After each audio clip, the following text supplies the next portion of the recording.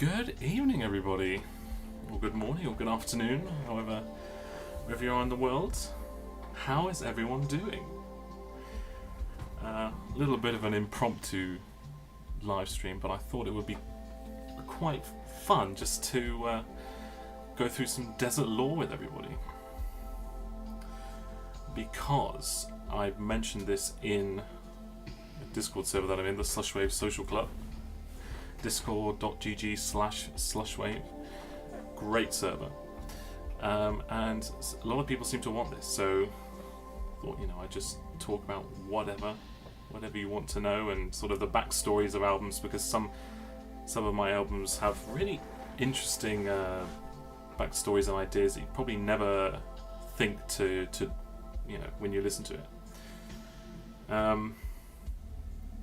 But here I am with my very small bedroom at the moment. You can see in that black case back there, right there, that's the guitar that I played in New York. And then behind that is a Roland D50, which is featured in many tracks. The album that's playing now, Night Road, featured prominently in that, as well as my Yamaha keyboard, which is up here. I will put up this video, I think, unless something goes catastrophically wrong, which I don't think it will. I would definitely put up this video to do it. But yeah, this is kind of like a general Q&A. Just ask whatever you want.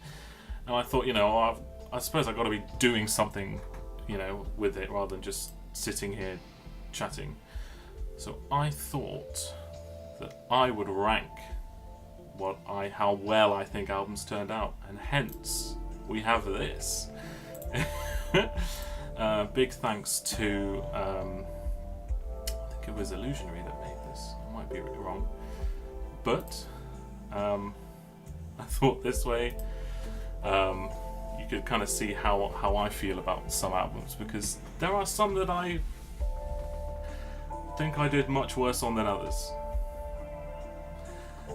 And it'll be interesting to talk about the history of, how I've got to this point.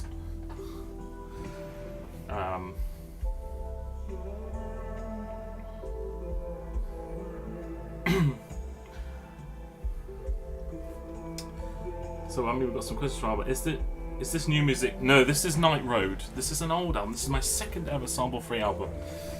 It's released on Underwater Computing after I self-released it, I believe. It's released on mini disc and a couple of tapes. Why so many albums got different album covers between Apple Music's Apple Music account? Basically, a few years ago when I first submitted to DistroKid, they really, really hated low quality covers, and I think now they're less lenient. But a few years ago when I submitted, they were really strict on it has to be high quality, and because a lot of the older albums had sort of 80s sound things. So I had to change the covers for some of them. I think the Babylon albums have completely different covers, and the Alone album has the inside of the cassette, but that's why they're different, because of I probably could go back and change them now, to be honest, if I emailed them and said, look, here's an example of Telepath and Nether and whatever, who's uploaded low quality covers. I could probably do that if I wanted to. So I will probably do that in the future at some point, because they're not great covers on Spotify and streaming services. Also, sorry if I miss a question, because there's quite a lot of chat going on. If you just spam me, well, don't spam, but thanks for the Discord plug, discord.gg/slushwave. I'd love to hear about the August 2020 album Everlasting Summer. Also, if there's physical plans. Physical plans? Yes! There are physical plans. Well, it's already been out on tape. It's on Dreamshore tapes. Dreamshore tapes that was released on.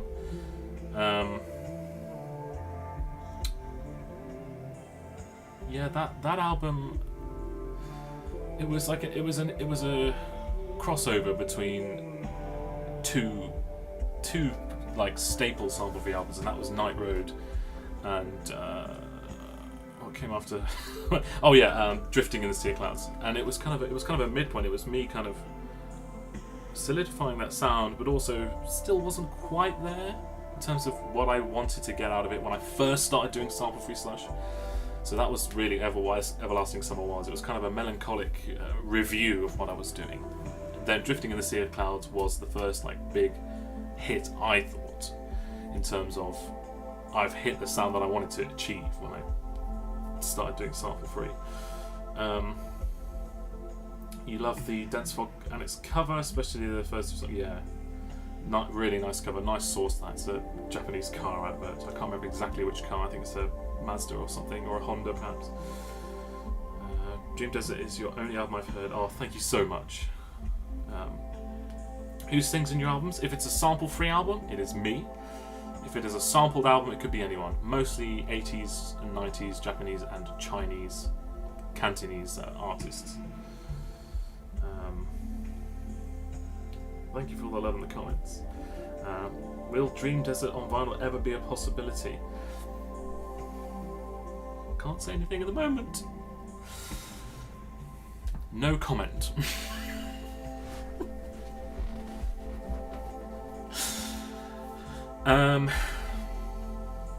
I need all of your albums on vinyl, yes.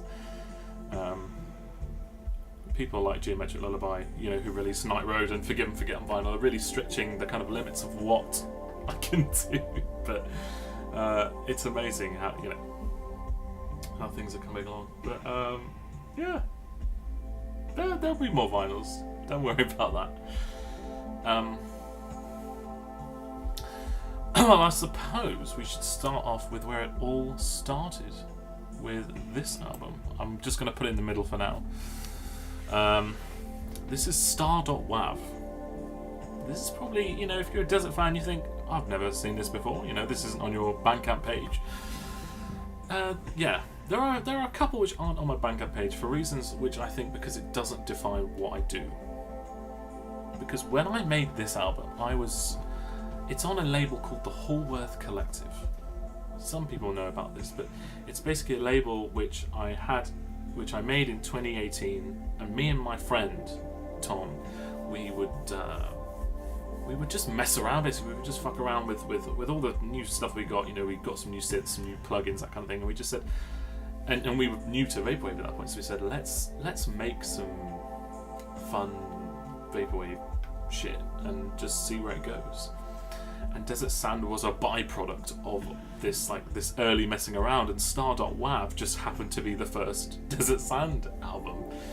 I was sat there in front of my desk thinking, what's a cool, what's a really weird artist name? And Star.wav came out, and I was like, and I just thought of Desert Sand for something. I just thought the name just popped up in my head, and I was like, that's sick, let's upload that. It got 10 listens or something in the first week. I thought, that's chill. The Hallworth Collective died in 2019, but then it's been revived recently, and now I've included more of my kind of close circle of friends. So I'm outputting sort of B-side stuff on the Hallworth Collective under different aliases. So if you like that kind of thing, do check that out. And yeah, but the reason why it's not on my Bandcamp page is because it's just not very slushy at all, and because I was messing around, it's kind of low effort. This has been on tape on Shatterfoil Industries. It's a fun album, but it's not high quality, so I kind of removed it from my page, and it's out there if you want to see it. It's easily accessible. It's still on the Hallworth Collective, but it just doesn't really define who I am and what I do, because I didn't put too much heart into it, I guess. Do you ever get takedown requests? And so far, no. However, if I do get one, I'm going to have to oblige. But the great thing is that my most popular albums, which happen to be a lot of the sample-free ones, I will be fine. Well, I hope so. Do you use your own music to sleep to? I don't sleep to music. I have this disassociation with it where I have to turn it off and then go to sleep. I can't really sleep if, you know, there are some albums that I suppose get me into kind of the sleepy mood, but then I turn it off and then go to sleep. They're not kind of synonymous. I just can't. I have to have all my senses kind of shut down to do that. Which aliases on the Hallworth Collective are you? So this was a secret until recently, where I kind of opened up. There's a way to tell who did what album, but I'm only revealing certain things. If you scroll down to the bottom of every album on the Hallworth Collective, you'll see a little, it's called catalogue number. It'll be HAL hyphen letter and then 2 numbers. So the HAL bit, that's just Hallworth. The letter is the person who made that album, and then the number is what album that is that they've put up there. And I am letter A. So if you see anything that says HAL-A, is made by me. The other letters you could try and work out for yourself. I think there's been a few that's been revealed, but the other letters I shall leave a mystery. And I know certainly one of the letters wants to remain a complete mystery, so that's up to you. How do you translate the Japanese characters to actual track and album titles? It's a challenge for me. Okay, so how do I translate them? Normally just using kind of translate programs. I go through a few of them. I have some Japanese dictionaries that I use quite a lot for kind of putting together words. I understand a bit of Japanese grammar as well, so that helps. I still make mistakes. And on longer titles, I actually have just asked a Japanese friend, you know. So having a Japanese person helps a lot. But normally I just you know, kind of translate it, but go through a little bit of a checking process to kind of make sure it's fairly accurate. But yes, Star.wav. It's gonna have to be in a D because it's just not me. It's not on my backup page. So you know, that's where I'll sit. Now the next one that came along is a very similar vein. It's this one called Cafe. Again, it's on the Hallworth Collective. It's a more kind of, I guess, mall soft if you were in a cafe. Little bit higher effort, but it's the same kind of thing. There's only 3 tracks as well. That's also going to go in D because it's not really, you know. And also the 3rd track in that is a bit weird. I don't know why I chose such a kind of future funky vibe for that one. But you could go and see it. So I'm just reading the chat. Floor 122 is definitely the best. Oh, thank you. That's nice. Doesn't take away from my enjoyment of the music, but yeah. This is the thing, like, people still really enjoy these early albums and stuff, but you know, it's just, for me, it's not really, you know, could put so much more effort to them, you know, if I was doing that kind of thing these days. Because you're supposed to get notification. Yeah. I had this in my mind for a while, and I kept kind of putting it off, and I said, let's just do it now, whilst I've got a few hours.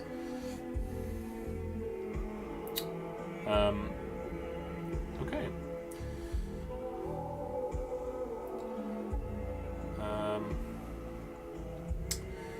Right. Next up, Crystal Glassware. Who's listened to this? This is a collaboration between me and my friend Tom when he used his luxury biro pen, Alias. Now this is a huge album. I think it's 23 tracks if you include the bonus tracks. And, oh no, it's 26 if you include the bonus tracks. I don't know, it's 20 something. It's a big chunky album. But there was quite a bit of effort that was put into this. And here's the first bit of lore for you. That'll probably shock you. You know, Forgive and Forget, we know, is my first sample-free album. But did you know that Crystal Glassware, this one here, I don't know if you can see the mouse moving around, but this album, this is the one that had the first sample-free tracks in.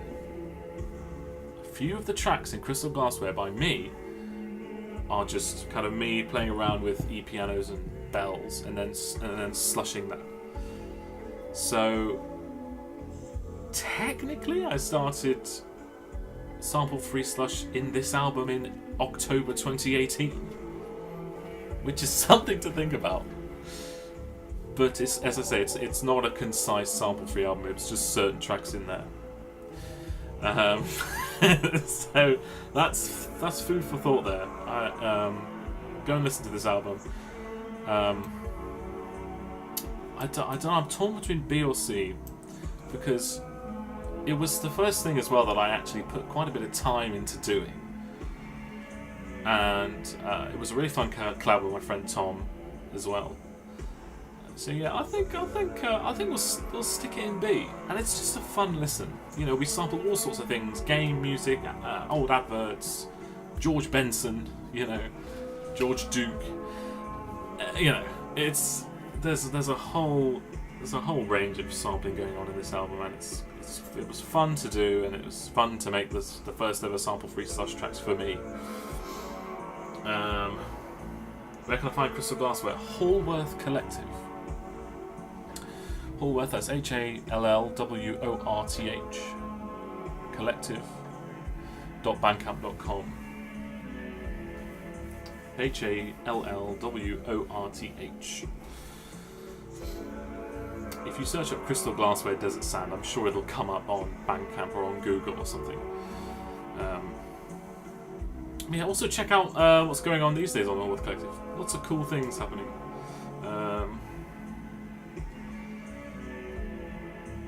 But yes. Do you keep a personal copy of all your physical releases? Yes, I do. In a big there's a big shoeboxes, 2 shoeboxes, sort of behind there, where I keep all of my tapes and things. You know, on the top here we have the.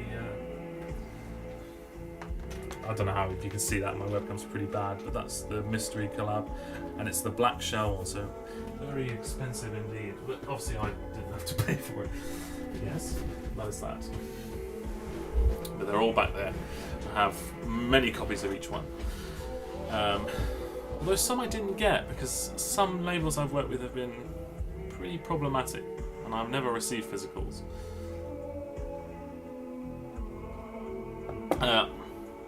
You know, I don't normally say names of things, but one of the labels I have been openly, you know, angry with before is Palm 84. I had a whole bunch of problems with them, and also I never got my sparkling water vinyl. So it's one of the few physicals I don't have is a sparkling water vinyl. I never got one.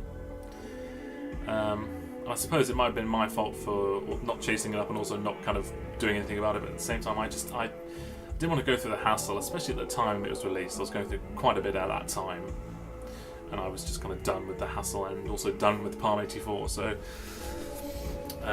that's the whole story. Anyway,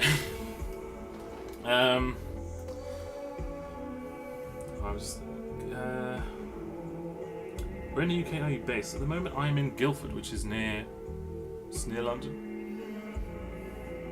I just say London, you know, everyone knows where that is. It's in the bounds of London. So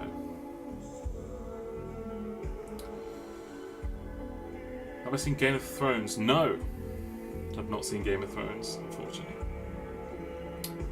So whoever Sam Tarley is, tier list was such a good idea. Yeah, that's what I thought. Now I am doing this from a memory. I'm gonna open a new window and get my discography up because I can't remember what order it is. That's so bad. But I can't remember what order I did things in.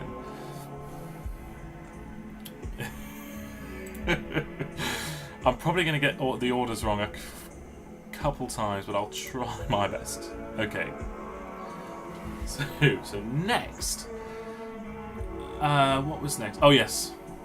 What was next is probably the worst album I've ever made, and it's this.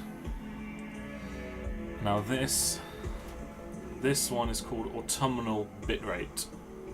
I don't even want to talk about it. It's out there somewhere. It's not on the Hallworth Collective. It's not on my Bandcamp. It's on some very old label called Meridian Inc.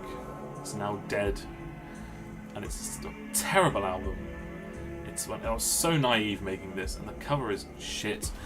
So I'm gonna put it in never heard, even though I have heard it. I can't believe I made it. And you listen to it and you think, oh, it's not that bad, but to me it's just so low effort. And I sampled some of the biggest like J-pop tracks because at that time I was very familiar with C-pop in the Chinese world, but J-pop I was very new to, so I kind of listened to some things. And you will hear one track in there which is very common. So, yeah, terminal bitrate can burn in a pit. If you like this album, then nothing against you, but what are you doing? Go and listen to all my other albums, they're so much better, okay? Let's put that one on. You know what, Dennis? Let's do a run of 2 and give it to 2 people. It'll be the most valuable one. That'll be ironic, wouldn't it? But yeah, we're not going to dwell on this too much. Actually, not at all. There's not even any interesting lore behind it. I just made an album, popped it out. So that brings us to the end of 2018, really. Those 4 albums. So at this point, I was very, very unknown. I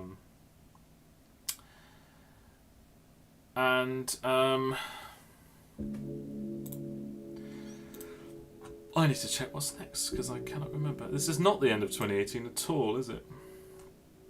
It's not the end of 2018 at all. Let me... I can't remember my discography. Right. So this one was next. This album. Okay, I'm going to put it in C. It's quite hard to see the album cover. But it's this one here. Put it in C for now. This one's called Intense Emotion. This is the first album that's if you scroll down right to the bottom of my Bandcamp, this is the first one that'll appear. It's next to one called City Dream, but that's just a single so that I can charge £1 for my discography. That's the only reason that's there. It's not an album. Yeah, this one is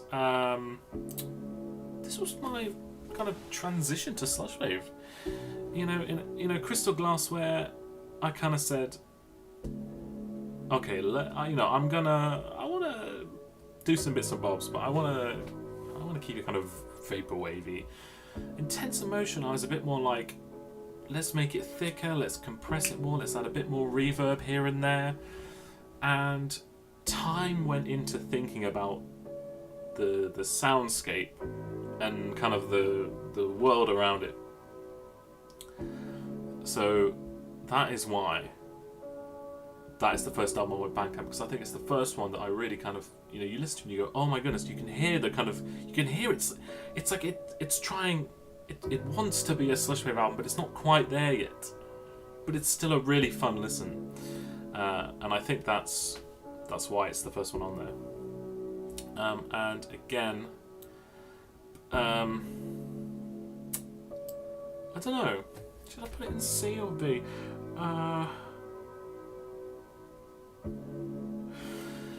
This is interesting. I'm going to put it in C because there are some quite weak tracks on that one. The reverb sounds really muddy as well. And again, this is just my opinion. You might listen to that one and go, oh, that's my favourite. That is fine. If it's your favourite, there you are. You can screenshot that and make yourself happy. But for me, it is in C. Have you any way of showing what music's playing in the background? Oh god. I could. It would take me a few minutes though. It's just playing from my iTunes. It's just the album Night Road that's playing. I'm sure someone in the chat can put that link. Night Road.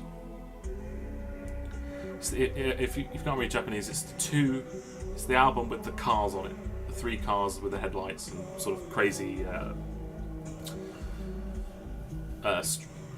like street decoration lights above. Are you playing live in London anytime soon? Yes. Can't give any more information, but yes. What track is playing currently? The 4th track.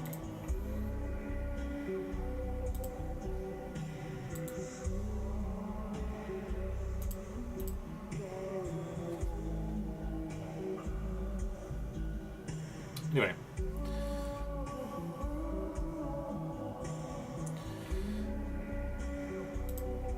So yes, that one's in C. Again, if you have any questions about the albums as I'm talking about them, do ask. I think we'll get more questions as we go further into my discography, because obviously these ones are kind of lower down on the kind of popularity. But anyway, next up is I would say the first big hitter, Sparkling Water. A lot of people know this album.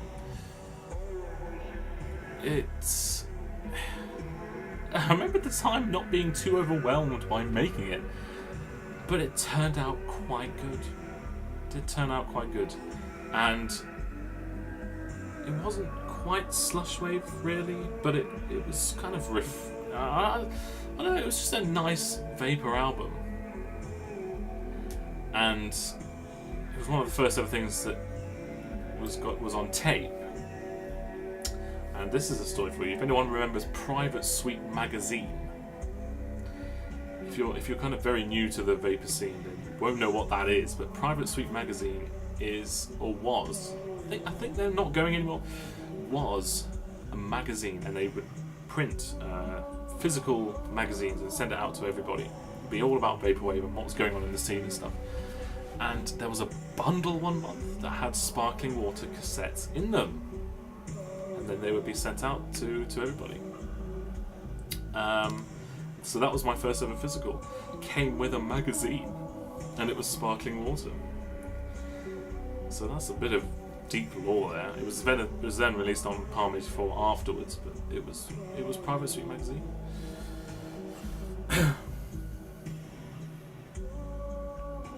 Pretty sure this list doesn't have the last 2 albums.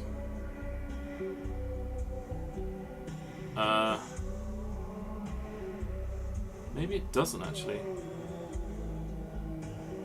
Oh, I thought it would do. Okay, well.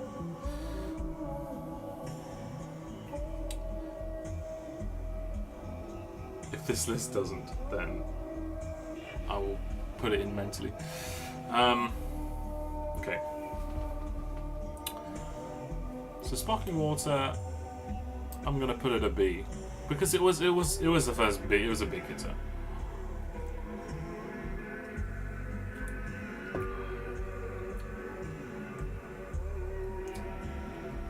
How do you tend to source your album artwork? A lot of the time, I actually just search my album name in Japanese or whatever language, and see what came up. There'll be a story about that in one of the albums later, but other times I've just watched things before and been like, oh, that would be a really good album, probably write that down. Other things I've stumbled upon whilst looking for samples. You know, because a lot of samples, you know, you find a sample and then the suggested will have a music video for that thing, and sometimes they're from that, but yes. Sparkling Water makes you happy, yeah. It does, doesn't it? It's just refreshing. Sparkling water.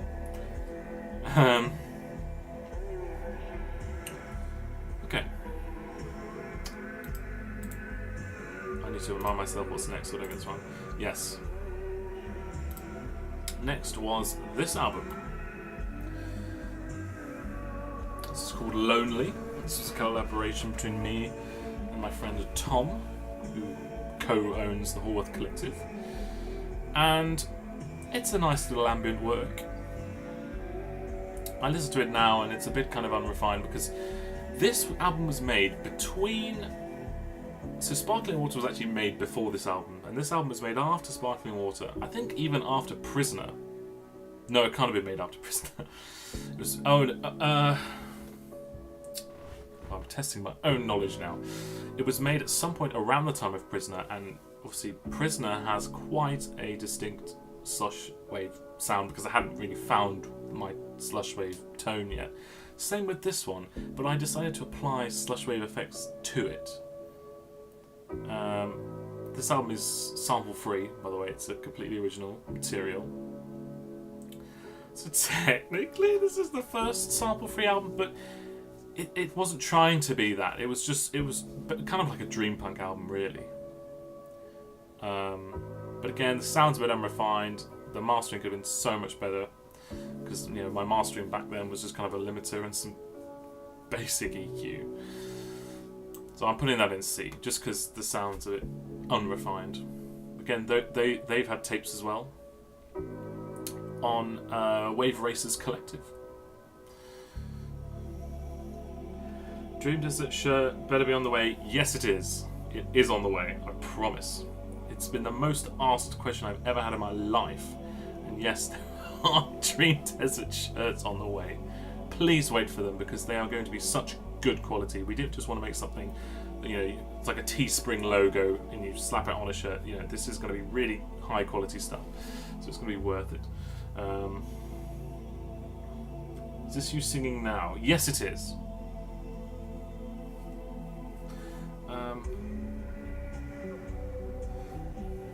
If you give me a moment, I will link the album that's playing right now. Just find it on my mobile telephone.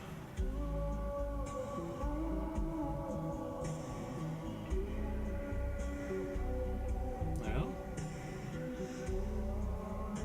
This is the album that's playing right now.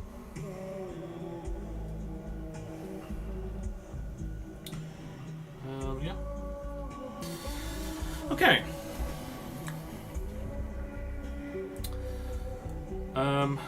Right. Next up. Actually, let me just make sure there's no question. Dream Desert 7-inch box set cube. You had to say, what's the right state of mind to be in to enjoy your work? Now, this is an interesting question, because I've made a lot of albums when I haven't been feeling too good, but the output has been very kind of emotional. I would say there is no right state, to be honest. I would just say the only thing you need to have is like determination to make a good product, a good album, and a lot of soul and passion. Basically, I mean, that's really it. You can be in whatever mood. I've been in sad, happy, angry, tired. And it's kind of interesting to make albums when you're in different moods, because then the output's going to be quite different and probably quite interesting. And by me doing that, some of the most iconic albums have come out. So, Anyway.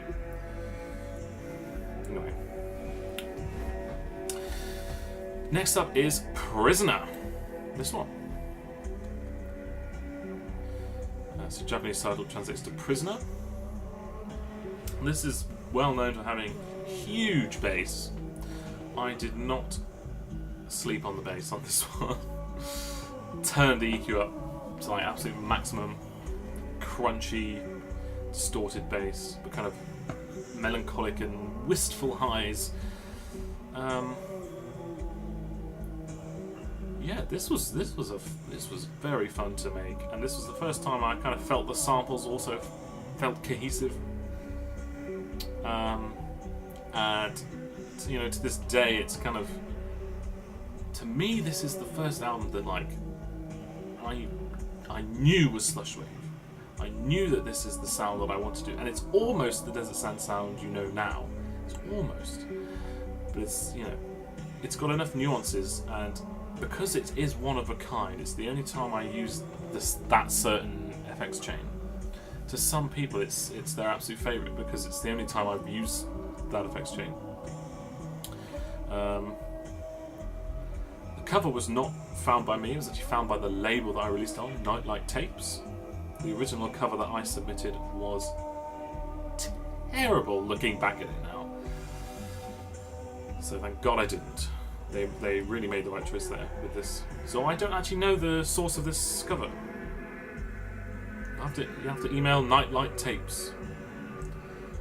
But I'm going to shove that in A. I think it's a really solid album, you know, even when I listen back now. Early 2019 as well. I haven't listened to album since October. I hate to sound clingy, but I want more. Yes. I'm very busy in my life at the moment. But there are some collabs coming, and I'm working on an album with Mindspring Memories. So that is extremely exciting. Sample free as well. So that's both of us composing. So there's lots to look forward to. You haven't ranked any of your early stuff at A or S yet, and I totally get that, yeah. Oh snap, there it is, yeah. No, there won't be too much A and S for the first few years, but you know, we'll see. Someone said good evening in Dutch. No, I'm not Jornt, or Cat System Corp as he's known, so I'm not going to try and pronounce that. Collab with Sangan. Maybe. We'll see. I mean, I can say now I'm not collabing with Sangan, but you know, we'll see in the future. It would be cool to do a Dream Puck with him, wouldn't it?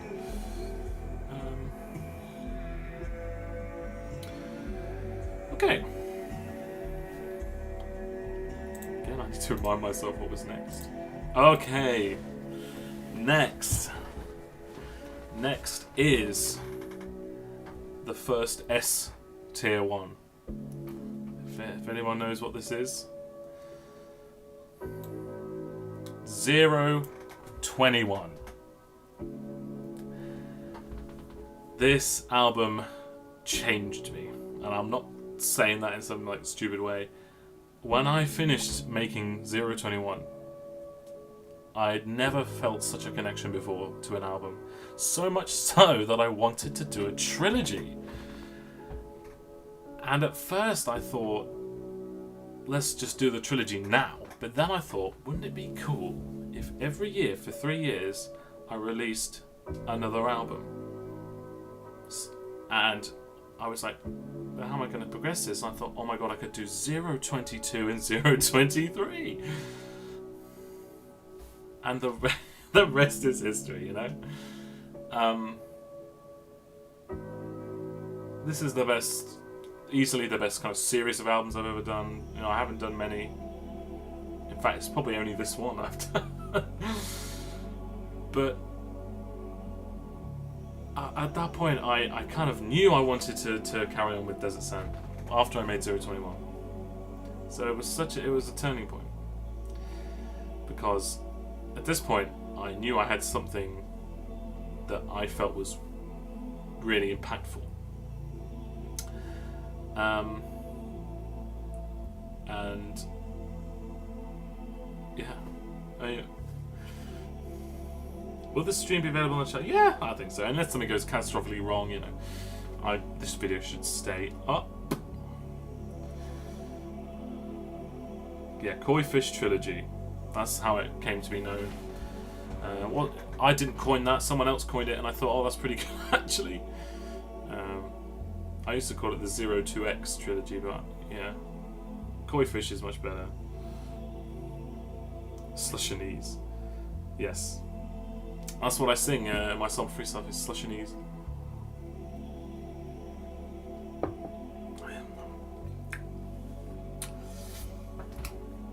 Yes, Dunce Dog. This is law. And I'm ranking what I feel about them. If you have just joined, I'm ranking what I feel about my album. Like, you know. I think that's fairly straightforward. People who've just joined are wondering, why is there an album in the Never Heard? Well, that's our little secret for the earlier viewers. Okay. Okay, what's next? Drowning. There it is. Quite a I don't know, quite an unusual title. You know, Drowning can, you know, normally associated with something quite dark and abysmal, but I don't really know what I was going for with the title, to be honest. I still don't really know. But it's kind of groovy, it's upbeat, it's a little slushy, it's a little classic vapor, you know, it's a nice little listen. Got some interesting album art. It's okay. So I think I'll pop that in the C tier. You know, I don't really have anything amazing to say about it. It was 2019, as you probably realise, I released so much crap, but I was just having a fun time, really, and this is one of those fun time fillers. You know, I was just kind of like, oh, you know, I've found 2, 3, 4, 5, whatever samples, you know, in one day. Let's slush all of those, and you know. So anyway, that was that.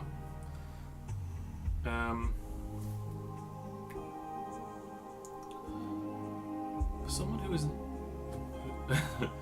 would you say a good intro would be starting with ST and down chronologically?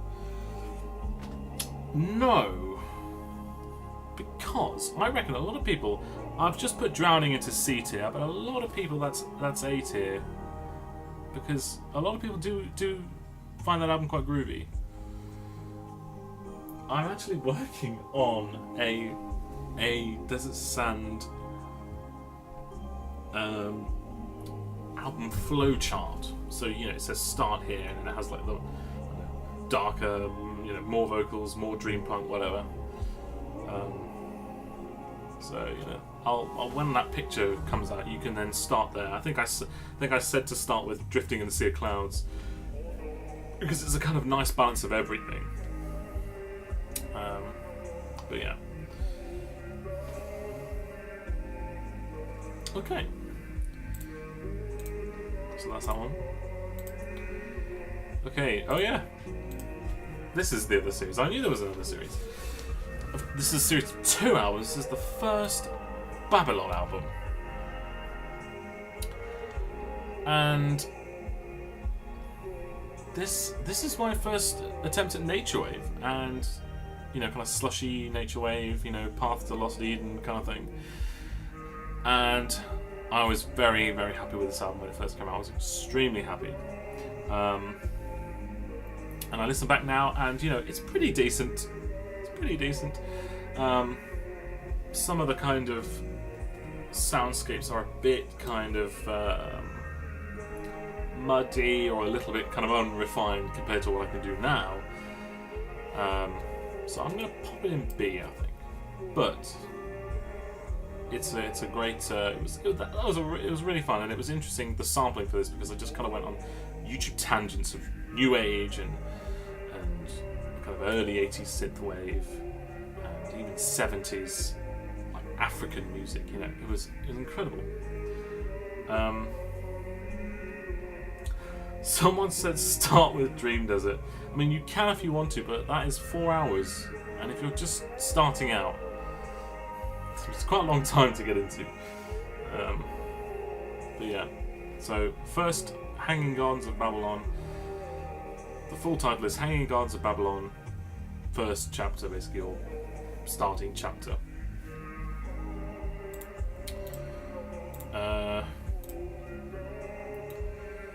This is the next one, Called to Heaven. Again, this is interesting, because it's a kind of fun filler again. But this time I said, oh, you know, why didn't I go back to all the C-pop that I was listening to and kind of put that in an album, and then have it kind of heavenly connotations and, you know, that kind of thing. And it's very light, it's very uplifting, it's very kind of, it's like Messenger of Death's very light-hearted cousin, you know. But it's sample based, obviously. So I don't know if anybody has listened to this, Called to Heaven. But there were some tracks that I thought were really good. I'm going to pop that in B also, because some of the sampling I did there was definitely the first time that I felt like I was using quite an interesting sample set in there.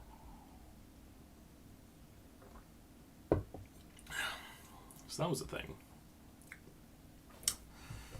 And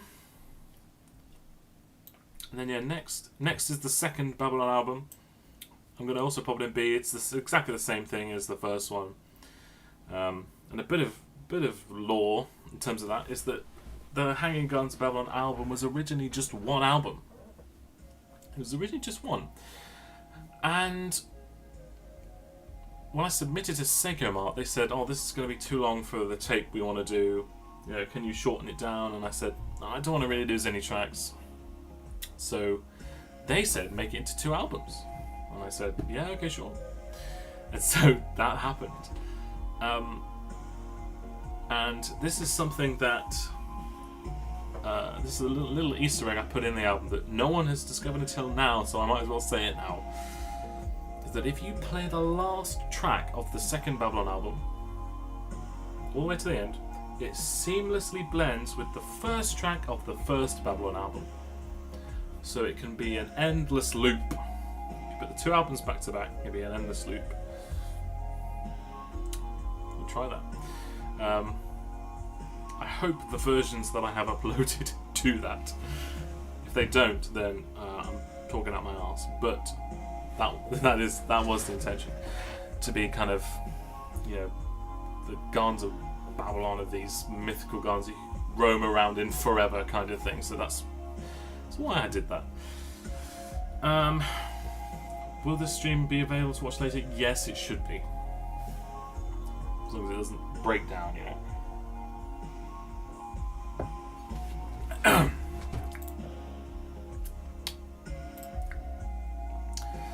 Okay, next we have another S tier. Can you guess what it is? It is Forgive and Forget. Boom. What an album this is. I recently revisited the pre-slushes for these albums recently. And the pre-slushes are dreadful. The recording quality is bad. The second track is entirely in mono. My singing is bad. But at this point in time, I was a bit of a master with the slush wave sound. So when I slushed it, I actually made something that was very unique. And I kind of sat back when I finished the album and said, "Look at this. This has not really been done before properly." In this kind of distinctive style of wanting to completely emulate like original samples. And to this day, it is people's absolute favourites. And also the second track had a music video. It's on Vapor Memory. Just a guy in Ireland contacted me and said, you know, "I'd love to make a music video for you."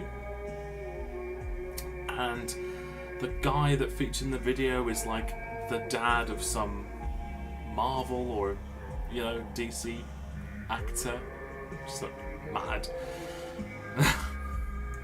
And I don't know if Dennis is still watching, but obviously that was released on Geometric Lullaby, and Secret Schools did a beautiful job with the artwork, and the vinyls turned out amazingly.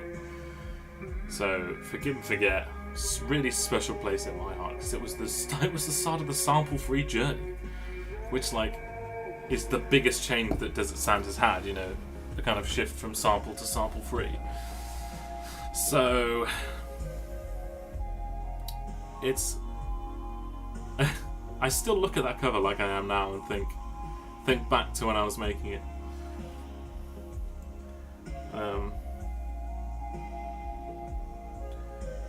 Why is there a track in Never Heard? Oh yeah. early viewers will know why that album is a never heard. You had to have been here from the start.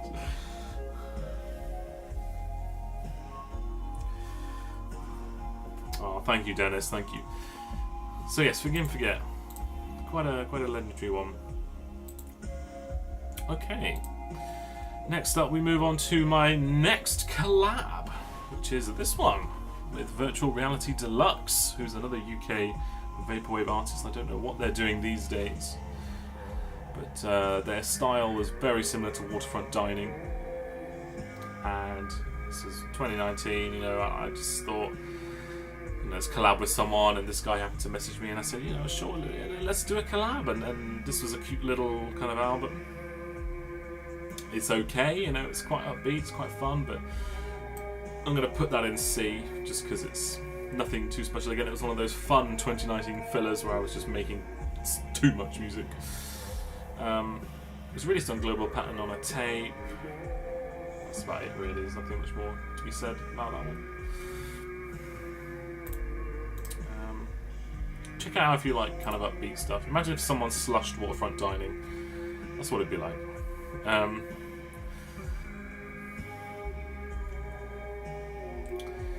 Okay, next up we have my biggest album in terms of track numbers, which is Alone. I was heavily inspired by Andromeda's Telepath Andromeda, and the kind of lots of tracks, and also they were all, or mostly all, instrumental, and kind of short as well. So that was the inspiration, really, and I decided to choose a whole bunch of instrumental, mostly C-pop sounds, and just kind of collate them into one really long experience. And I put a lot of time into the sample hunting for this one. And the second track of Alone is, to this day, I think one of the best sampled songs that I've done. Really beautiful sample as well. It's a piece called September Rain. I can't remember the artist. I think it's Sonoko Shawada or something like that. Lonely September Rain. It's a beautiful sample and it works so well. So I think this has got to go in A.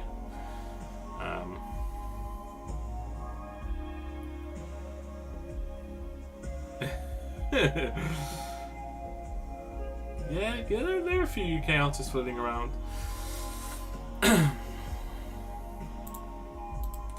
We exist.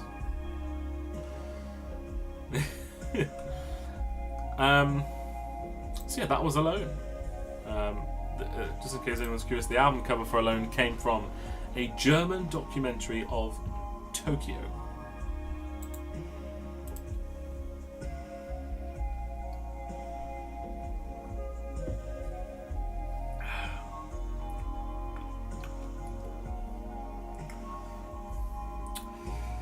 Okay.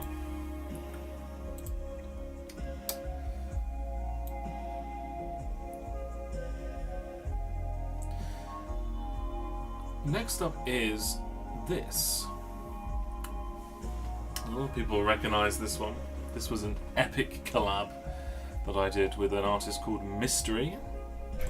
Technically Mystery if you're counting the Japanese.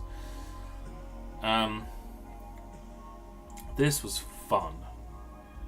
Really fun to do. And we just kind of went full ham with it. Ended up being 3.5 hours, which at the time was my longest album, only surpassed by Dream Desert. And yeah, I think this has got to be A, because it's, I don't know, it was the first collab where I felt like, oh my goodness, like, look at, this is big. And obviously it was released on No Problema tapes again, which was at the time when I released it was definitely one of the biggest, if not the biggest label I had released something on. And yeah, it was fun. Working with Mystery was great because we would just send each other tracks, and you know, be like, oh, I'm going to add this one, and we'd listen, and oh, that's amazing. And then I'd send him on and say, add this, and he would come back going, wow. And then there was one track where, obviously we both worked together on. There's quite a few tracks we worked together on. There was one track where I slushed the first half and he slushed the second half. That was really fun to do. That's the last track of this album. And I'm just trying to remember some of the process, but you know, there'll be times where I would just say, your phaser would work really well on this. I'd send it over and he'd put it on and go, here you go. Oh, it sounded amazing. And the first track, which is quite a few people's favourites, was basically that.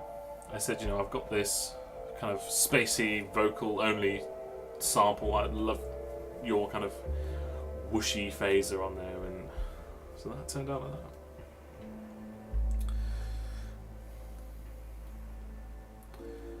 Someone never knew that was a collab, yeah.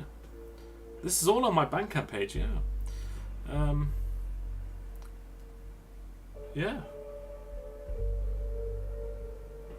Days of Blue is eating enchiladas. Hopefully he has a side of animal fries and a Dr. Pepper, which he likes to eat. Okay.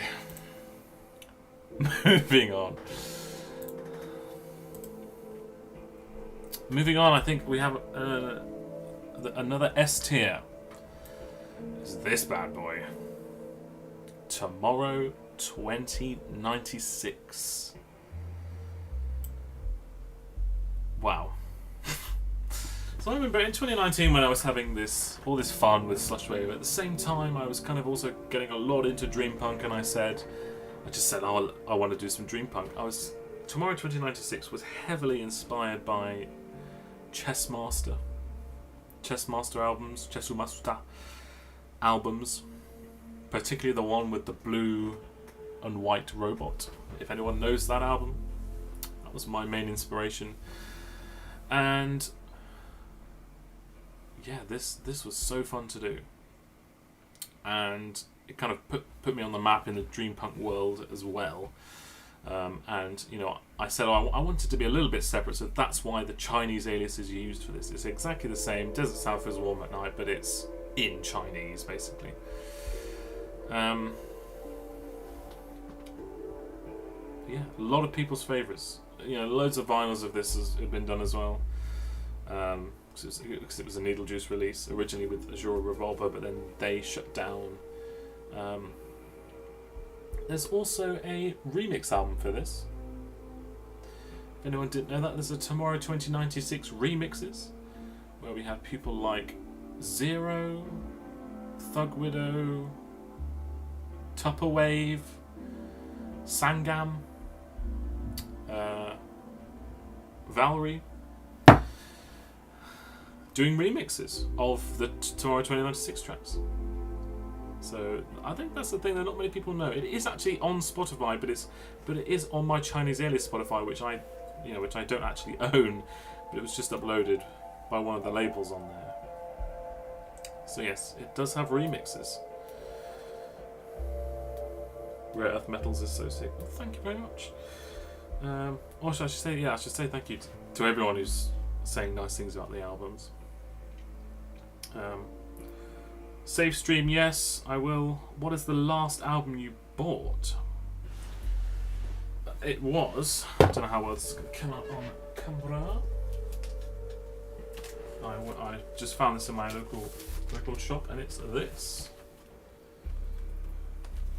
Future Sound of London, Dead Cities. Great LP. It's got a crazy like CGI art gatefold, but yeah, Future Sound of London.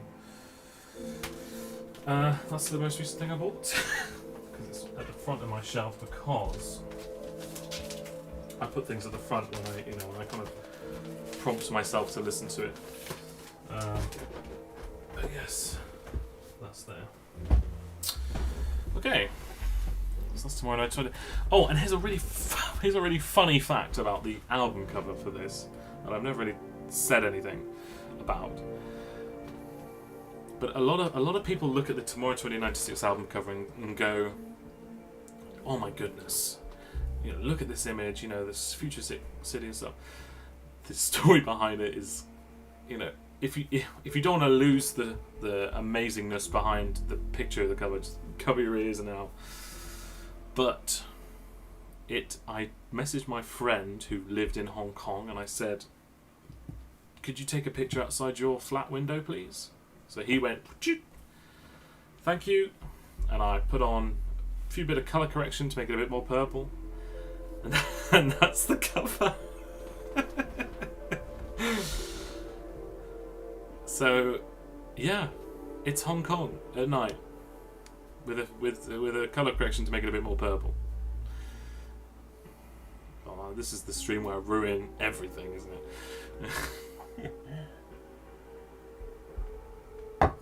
Anyway, we move away from Dream Punk back to what I think is the next S tier as well. Yeah, 2 S tiers in a row. Dense Fog. If Dennis is still here, this I think is one that Dennis absolutely adores, and so do I.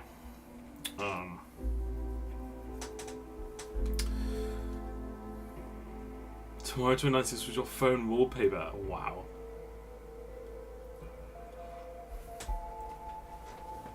Okay, this is Dense Fog. My first intro to Geometric Lullaby releases. And at the time that I made this album, Dennis had a huge back catalogue, and releasing an album on the label back then took ages. Nothing against you, Dennis, of course, but it took a long time. It took many, many months indeed. And I actually made Dense Fog before Prisoner. So let that set in. This album here, Prisoner, which was released January 2019, was made after Dense Fog. Dense Fog was made before. But because of release schedules, I couldn't put it out until I think it was September it finally came out. However, it fits in with the slush wave style at the time. So it was really interesting because, you know, I found a sound which is the Dense Fog, then I upped the bass for Prisoner, and then I kind of settled on my sound after that. And, you know, it was weird. It's weird timing because it almost seems like it fits in with the progression of the sound. But if you listen closely and you listen to Prisoner, Dense Fog just kind of sounds like a sadder version of Prisoner with the bass turned down. I'll give you something to do. I'm putting it in S, obviously, because it is such a tearjerker, and also it was at the time when I was making this album, I was going through a lot of personal shit, and oh my goodness, so much stuff. And I made this album out, and you could really feel the kind of sadness in the tracks. I was putting everything, all this frustration and sadness into that album. And I think it really shows. I don't know if you agree, but I think it's quite a tear-jerking album. Because it kind of sits you back and makes you think about everything. Makes you nostalgic, makes you sad, makes you think about your regrets, all this kind of thing. And as I say, huge thanks to Dennis for letting me on the label way back when I was completely unknown. You know, Dennis sent me an email one day saying, "Oh, I love your stuff, you know, and you're an unknown artist. I'd love to release one of your, an upcoming album." I had no followers when Dennis messaged me, so I don't know what it is, but Dennis just had this nagging about him that, you know, this guy, he's gonna blow up, and he made the right choice. So yes.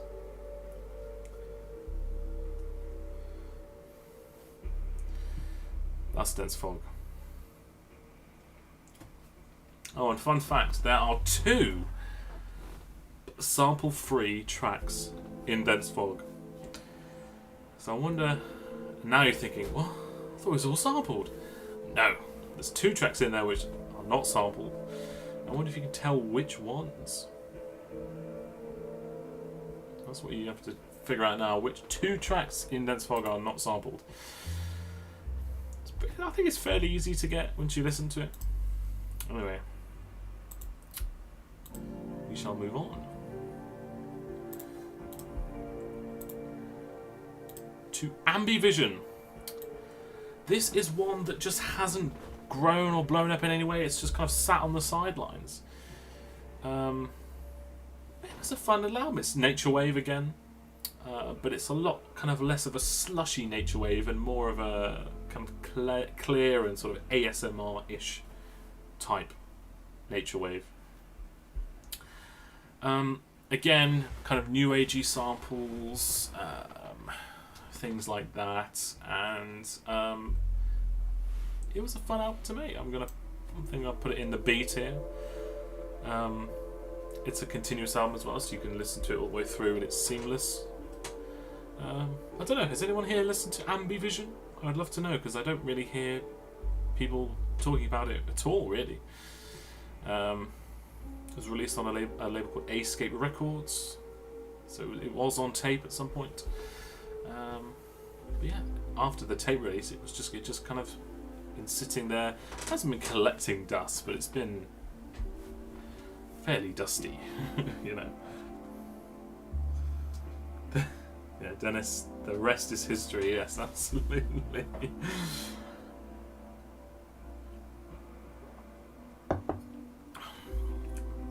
But don't forget, Dennis, dense fog didn't exist when you first messaged me. So I don't know what you listened to find me. It was probably Prisoner, I think. But Ambivision is underrated. Ooh. Ambivision was your first album after Dream Desert. Wow. Well, there you go.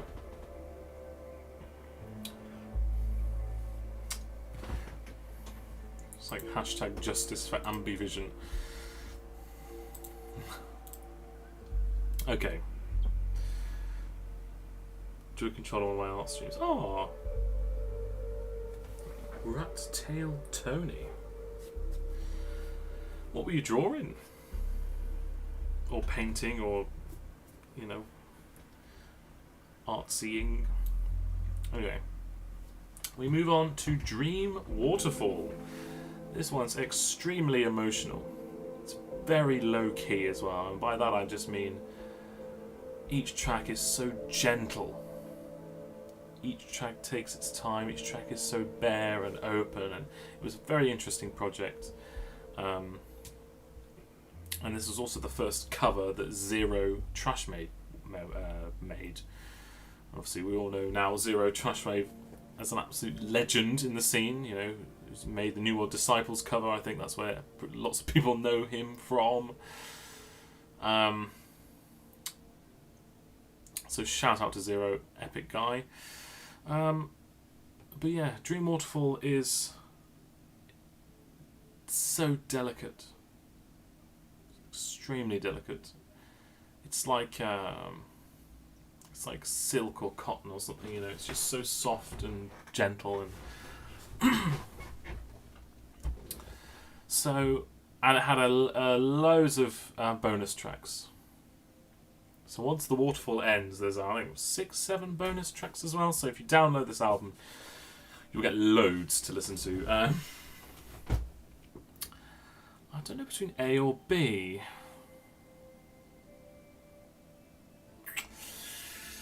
Oh, it's definitely. I don't think it's S. No, it's got to be A, just because the crafted experience was so cohesive and interesting.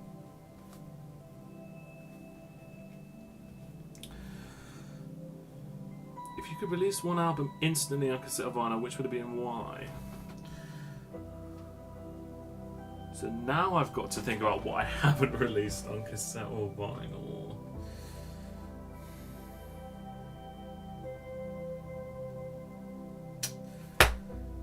Crap. I don't know. I don't know the question, Bubblegum, because a lot of the albums that I don't have planned, or sorry, a lot of the albums that don't have physicals have physicals planned.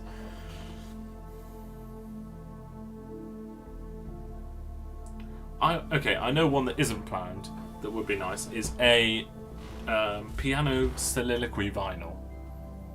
There's nothing planned about that yet. But yes, that's probably what I would go for.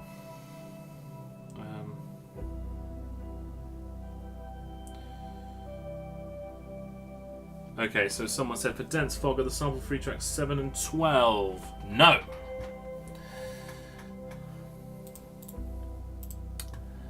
Um,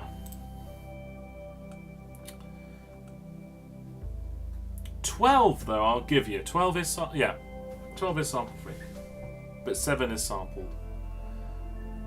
So well done. 12 is sample free, but there's another one which isn't.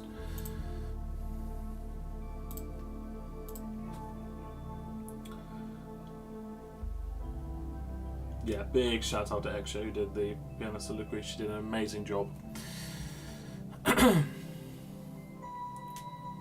Do you write your music and then slow it down? Depends on the album. All my sample-free albums, I do obviously. All my sampled ones, I don't. Okay. So that was Dream Waterfall. Now we come up to the... Is the other 8? No. It is not track 8. That is also a sample. This is fun, isn't it? It's like, oh, guess the sample free.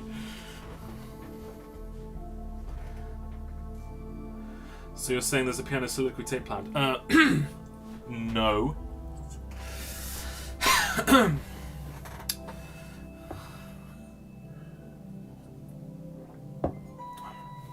You didn't hear it from me.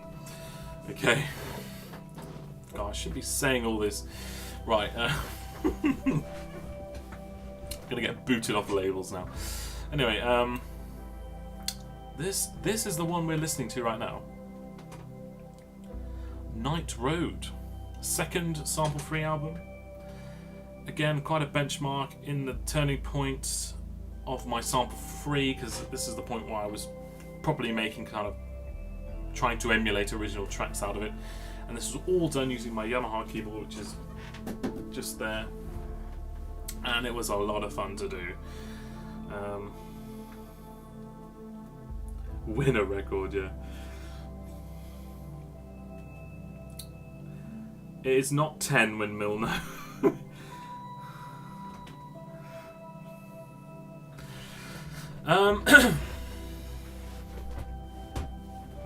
Yeah, Night Road.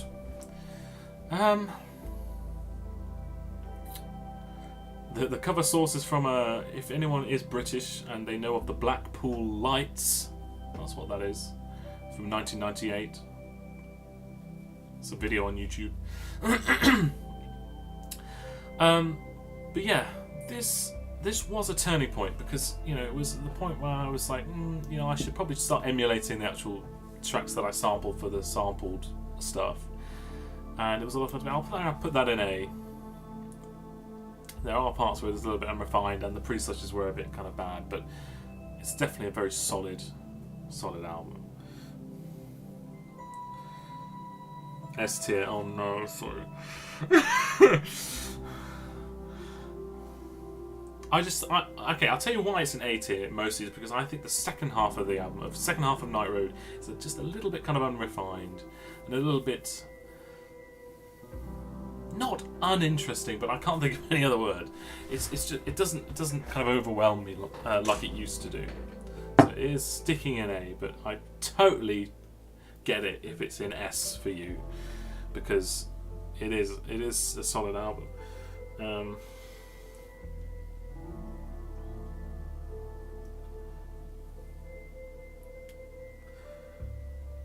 approaching pandemic years, how did that affect you in your creative process? It didn't affect me at all, really, because, well, actually being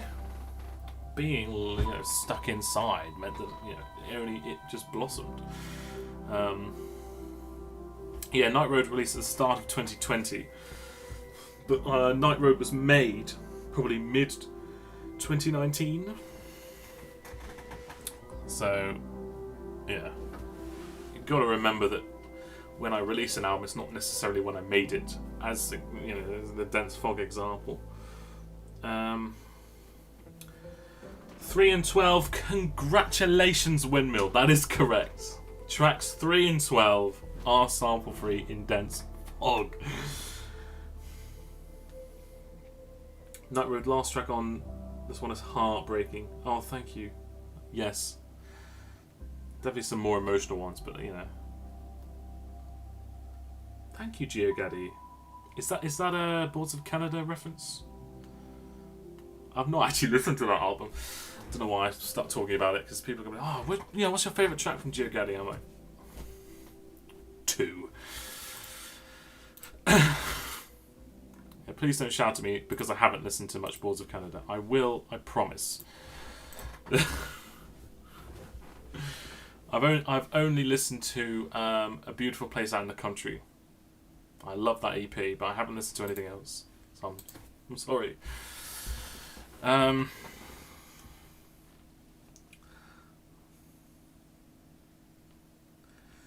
Okay. Someone said, when are you talking about the Sonoran Desert?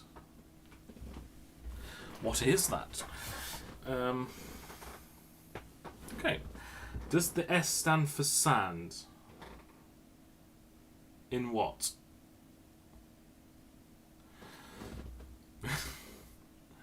Oh, S tier. Oh, I see. Sorry, that's really stupid of me. Yeah, sure. It should be SAND, really, shouldn't it? But I'm not going to change. I'm going to change it. Okay. It is a Balls of Canada reference. Okay, good.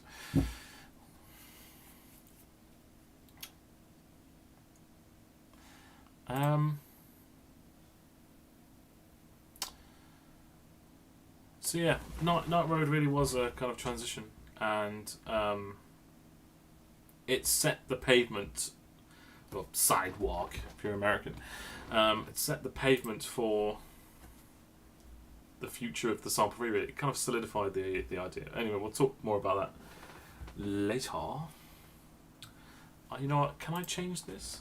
There we are. The top can be sand, so it's now sand tier.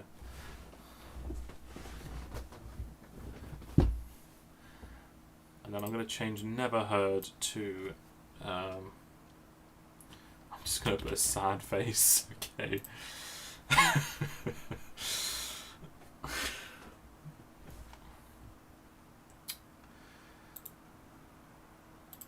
Right. What's next? Oh, it's another S tier. It's 022. I'm going to group the. No, I'm not going to group them. Ignore me. Yes, 022.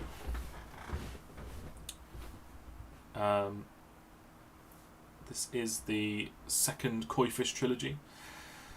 I actually, when I made this album, it was about a year after I made the first one, and I pulled up the original file where I had the OG FX chain in it, the original FX chain for that, and I just kind of copied it across and did it with new samples, slight tweaks here and there. A lot more EQing at this point as well. But yeah, the second installment of the Koi Fish trilogy. I think it's people's favourites.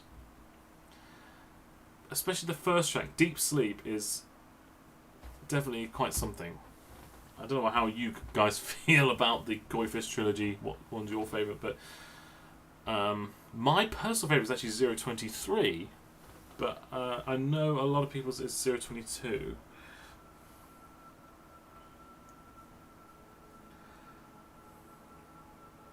I'd love to see you a list of your fave albums. Yeah! I'd love to do more of these streams. Yeah, I should do that.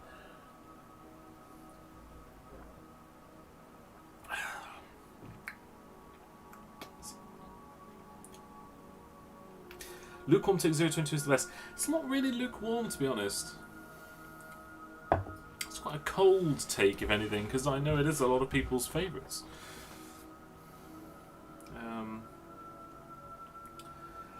Have you ever tried making an album with your regular singing voice before, like the pre/bonus tracks? Oh, I see. Yes. And it will be coming out on a label at some point. It's me making kind of an early 90s R&B album. So there'll be some New Jack Swing in there, all original stuff. So yeah, keep an eye out for that. That'll be interesting. 023 is my, yeah, 023 is also my favourite. So, yeah, another person says 022 is the top of the trilogy. When the koi is coy. The koi series will make a beautiful triple vinyl release. Yes, it would. And is it already kind of happening? Goodness me, did that go out? Gotta stop doing this. Okay. Okay, next up we have a very short album, Yin Yang. It's just the emoji yin yang, or the symbol, whatever. It was three nice little samples, and I think at the time I was actually planning to put them in other things, but these are three that I really liked, but I didn't really like them in anything else, so I kind of popped them in. It's an okay set of tracks. It's pretty underwhelming. I think I'll put it in C. I don't know how you guys feel about Yin Yang, but yeah, it was kind of a byproduct of me making too many things in 2019. Yeah, lovely mini disc this came out on as well as a tape. What's your favourite vinyl release of your own stuff? Definitely the Sandfield vinyl, which is right here. This is a Sandfield rare record, and it is huge compared to, if I get the Future Sound of London out again and compare the size. I mean, you can see the thickness difference. And the Future Sound of London one is a double LP anyway. So it's huge, but yeah, the Sandfield vinyls are the best that I've ever made. I mean, they are just amazing pieces of art. The sand moves around. So this can't not be my favourite, you know what I mean? It's the weirdest, most magical thing. It's real sand in a vinyl.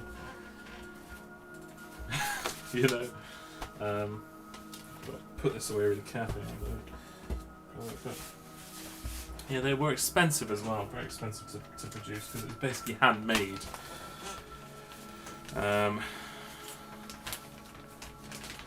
Yeah, I think they're sold out now, and they sold for $175 when they were originally being sold. And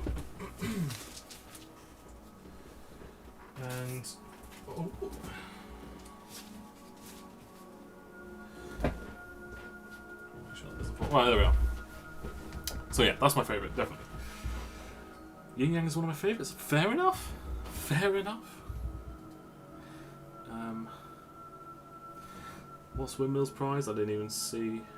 Does it sound the new Belle Biv DeVoe? Yes. I love Belle Biv DeVoe. Amazing trio. Poison. I actually did a DJ set a few weeks ago, and I played New Jack Swing stuff, and I played Poison, so that was really fun. And that was a small gig near where I live, so that was cool. Is it from a real warm desert? Absolutely. Absolutely. I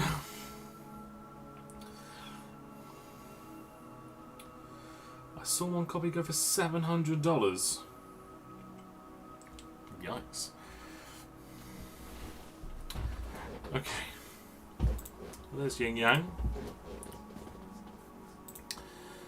Okay. Now, is Days of Blue still here?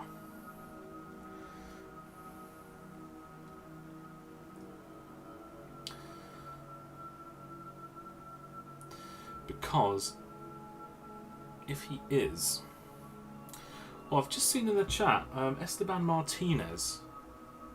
Thank you very much for your very, very generous donation the other day. Sorry, I just remember that name because it popped up and I thought, wow, that's quite a lot to give me. So thank you so much for that donation. That was amazing. I don't think he's still here. But anyway, this is Days of Blue's absolute favourite. Is what he keeps telling me. It's how he discovered me and all that kind of thing. But this is Everlasting Summer.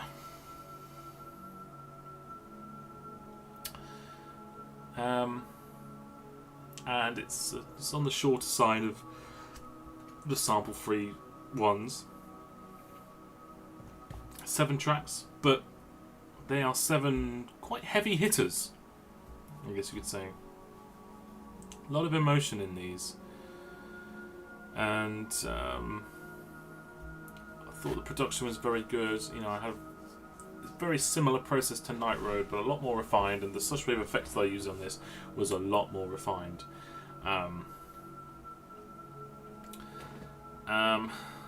But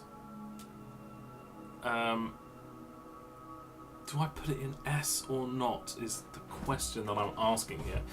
The third sample-free album, and I could have done a lot more with it. That's definitely for sure.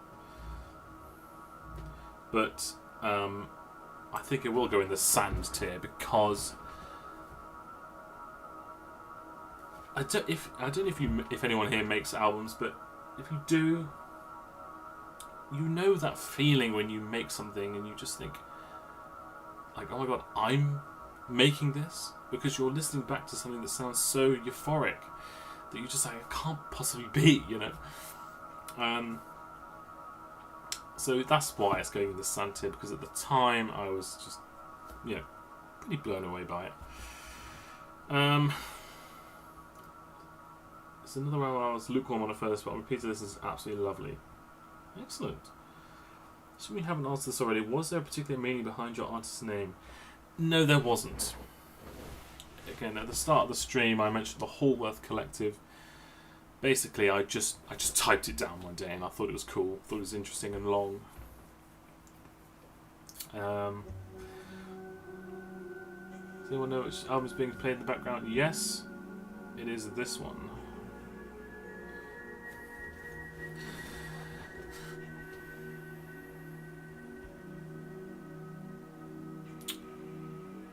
Okay. That's Everlasting Summer. The album covers from a Dave Wong music video. It was a beautiful. I remember when that video popped up, I thought, screenshot. You know, this is a cover, and it ended up being Everlasting Summer. So, woohoo! Hey, will you save the stream recording? Yes. Yes, I will. Have you been to Egypt? No. Haven't.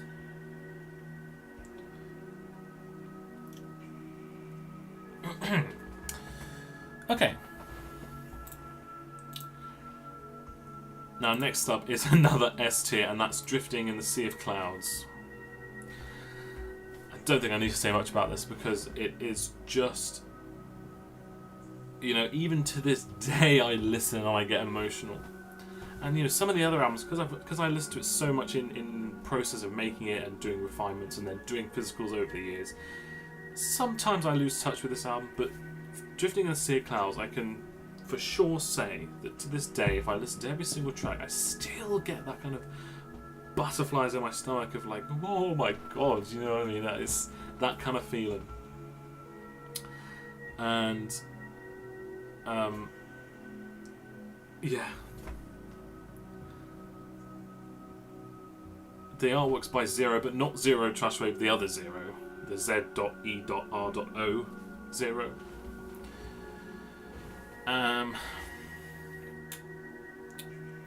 I could go on for this album for ages and ages and ages. Again, it was made during another stressful period of my life, which is possibly why it has that kind of feel to it.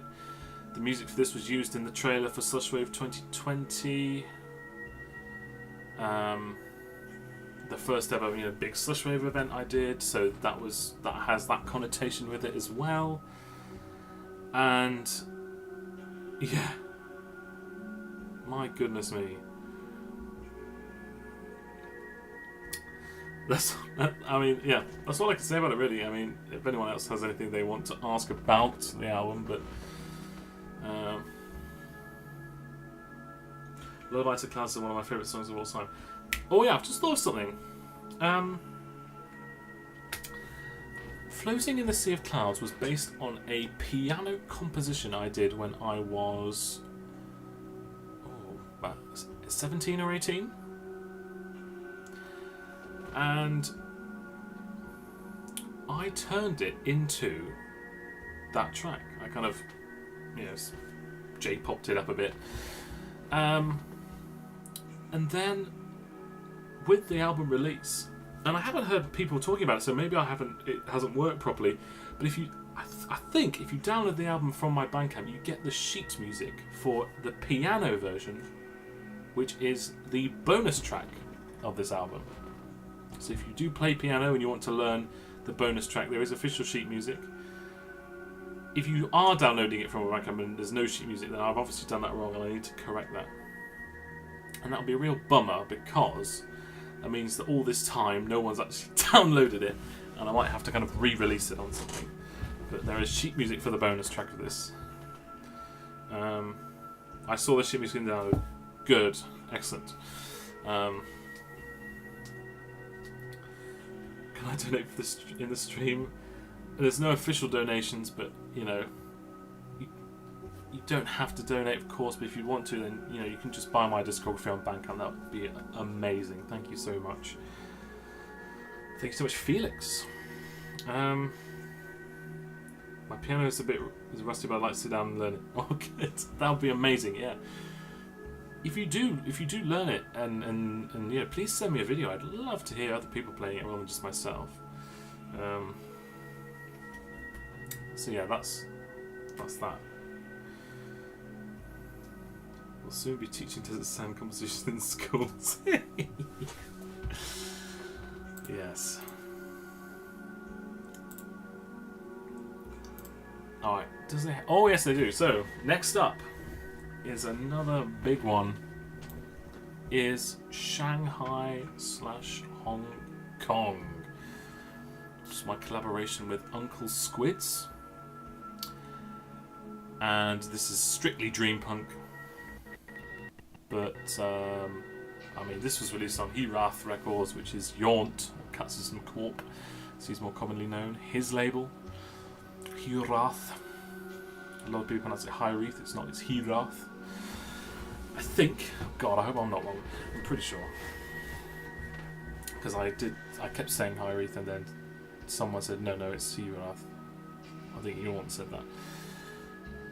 But yeah, this was a blast to make as well. Me and Squids, we just wanted to kind of emulate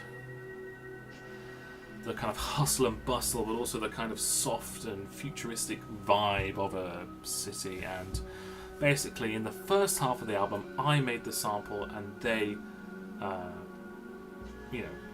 applied all the effects to it. And then in the second half of the album,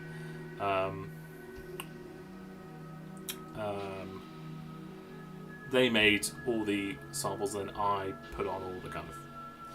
So that's how that worked, and it created two unique sides of just dream punk bliss, I think.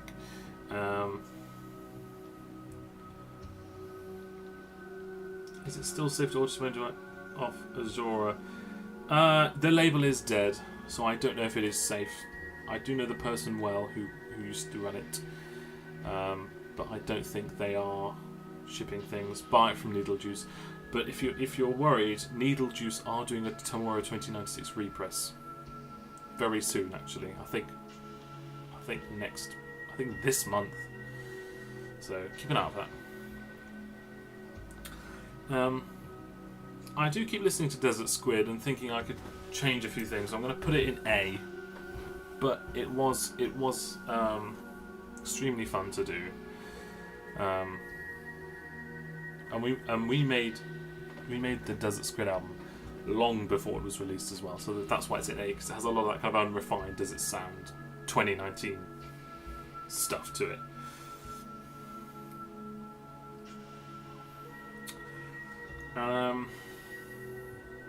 Okay.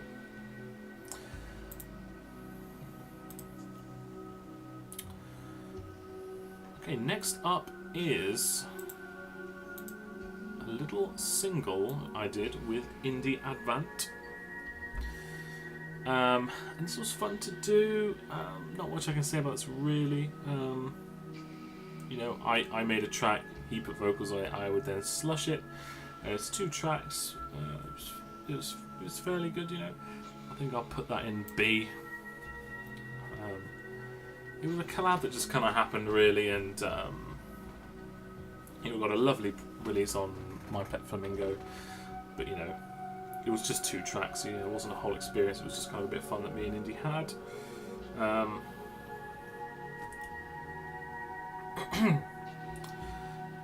yeah. Oh, you've just ordered it from Majora?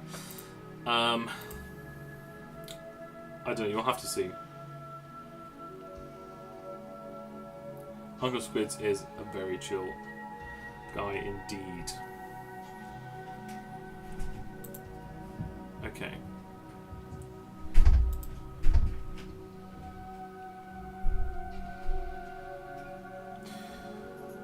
Corp gig in London was there, so you can watch it. Wow.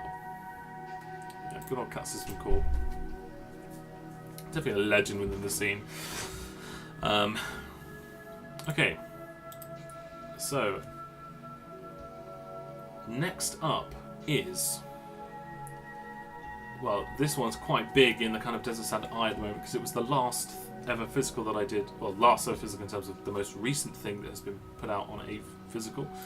And it is Journey to Utopia. And obviously last month we had the Journey to Utopia vinyls pre-order, which was amazing. It's so nice to have this out on LP. But yeah, Journey to Utopia. Again, when I was making this album, I just wanted to create a real... I wanted to create a journey, obviously, but I wanted to kind of use interesting samples to kind of make a kind of up and down of emotions, but all quite sort of adventureful, which was quite difficult to kind of picture in my head. But as I found samples, you know, they started to fit in, and then it really turned out quite well. Definitely think it is one of the better sample things that I've done. And obviously it was released on Aqua Blanca, who I'm wearing right now. Big up Aqua Blanca. So yeah, I think I'll put that in A, definitely. It was really fun to make as well.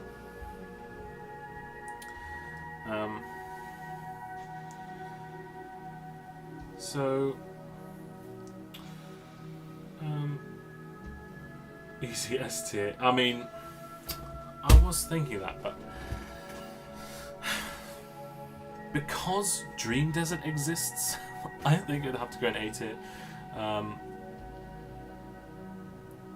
Yeah, because you know, it was at the time it was like the best thing I could do with samples, but then with Dream Desert, I really pushed that to a new kind of level in terms of that. So yeah. Okay, next up we have the final Koi Fish one, which is there. 023. Again, very mixed opinions on which one is the favourite. 21, 22 or 23. I think most people say 22, but I love 23 for some personal reasons, connections with the samples.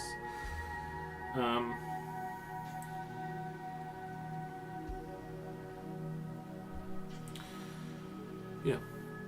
What are your favourites? 21, 22 or 23? So 23 is a much more kind of someone said apologetic, and when I heard that I thought, yeah, it kind of is. It is a goodbye, because a lot of people on January 25th this year were thinking, oh my goodness, the 024 is going to come out, but no, 024 is none.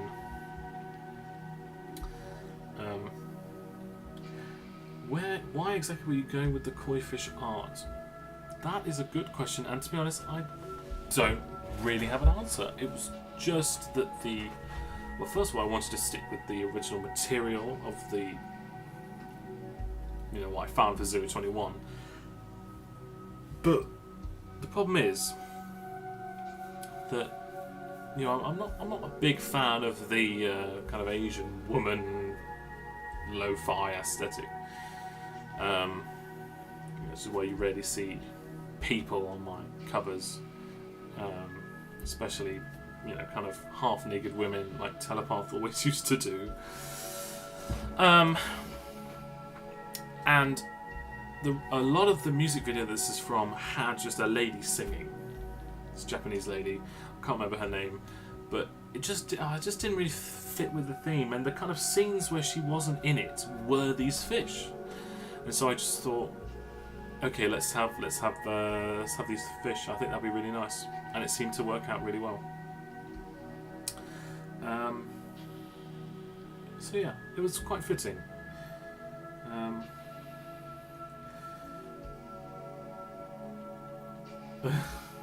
Absolutely King tipping himself.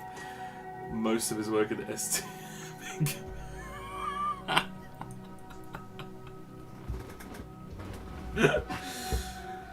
Oh my goodness me! Yeah, people are tuning in now and thinking like, "Oh, what an ego boost." No.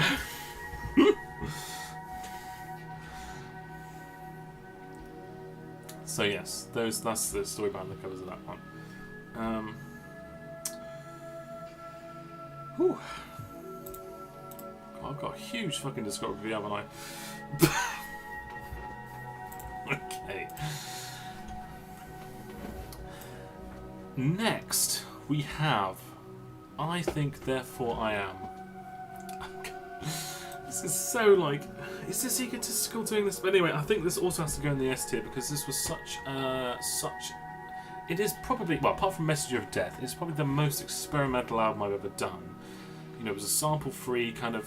I really wanted something that was punchy, uplifting, different, vibrant, interesting, and I think I killed all of those things, and pretty much just made a really, I remember making the samples. I was like, let's try and use pumping drums. Let's use guitar harmonics, which I've never used before. Let's use instruments I've never even thought of using.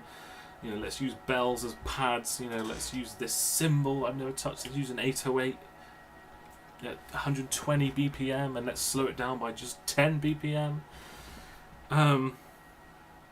But I think that vibrance and Lunatas's amazing cover, and the vibrance really shines through. And I think that was a success. I don't know.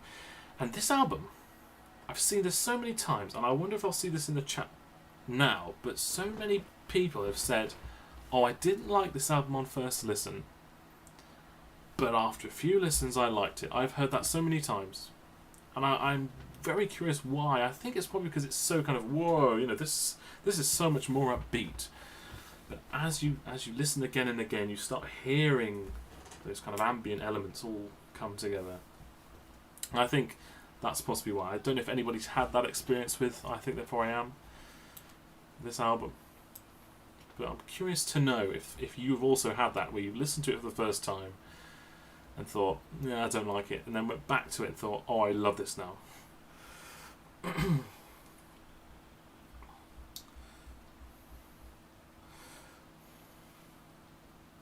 Yeah, someone's just called Slush said they're not a huge fan.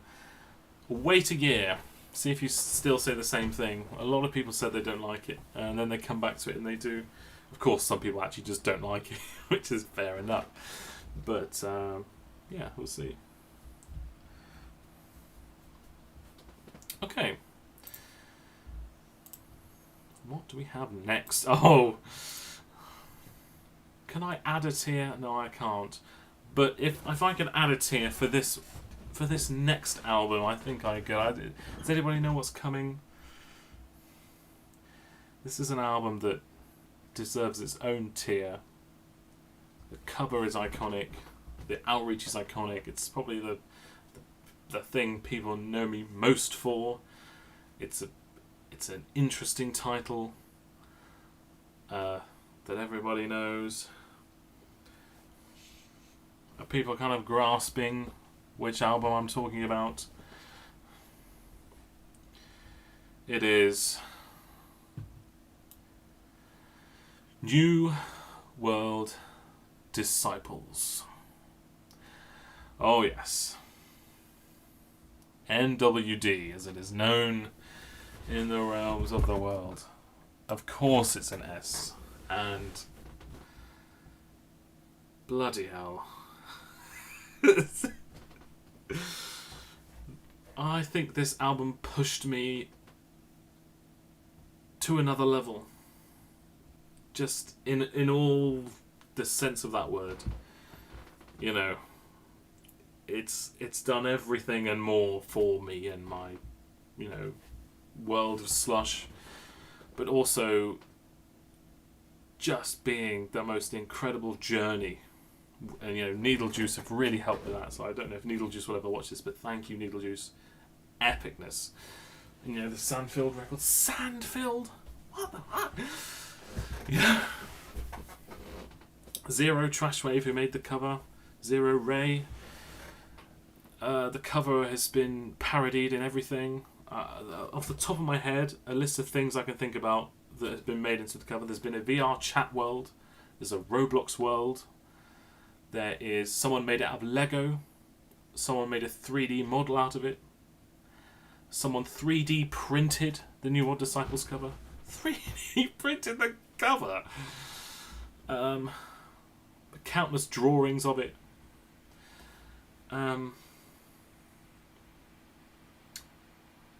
People have remade the cover in their own Blender or Bryce or whatever. So this cover has just, you know, it's let's say it started here on its release, and now it's just, you know.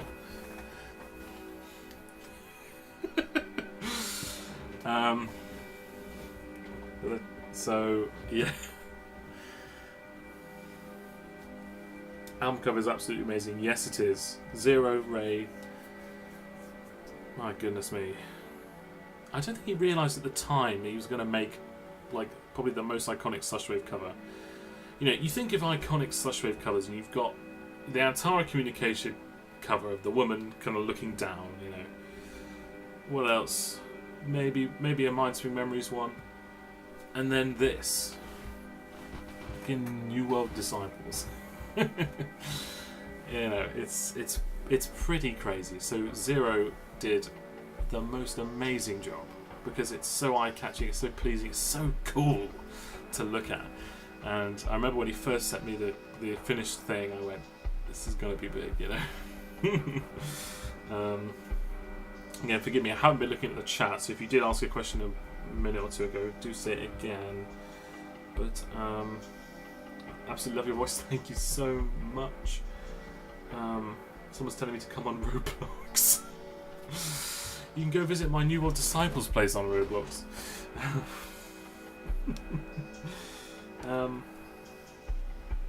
You really made a portal to the new realm, yes.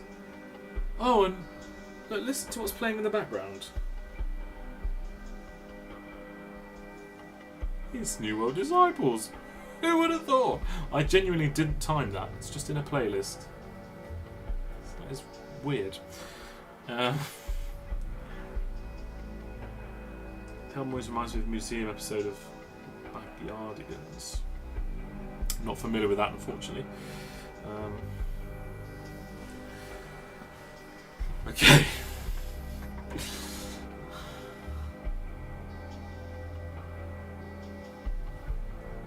Someone said I just threw it on. Yeah, it does. I genuinely haven't done that. It does seem like I have, doesn't it? How do you listen to music? What speakers, headphones? These headphones, Audio-Technica ones. They're like the solid cheap ones. Well, they're not cheap, but like for their price, they are amazing. I think they're the MT. Yeah, the MT50X. Now my speakers, I have some KRK Rocket 5s.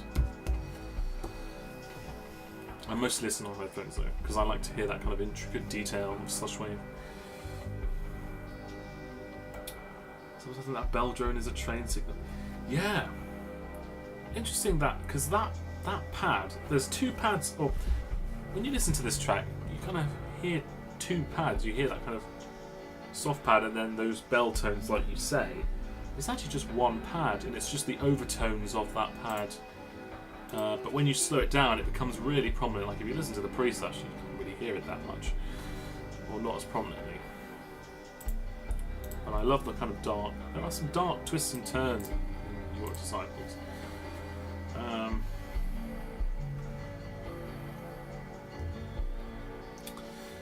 Okay, well. Next up is Piano Soliloquy, which is kind of Dream Waterfall-esque in terms of its kind of feel. It's obviously a lot of me on piano, a lot of me doing live piano stuff.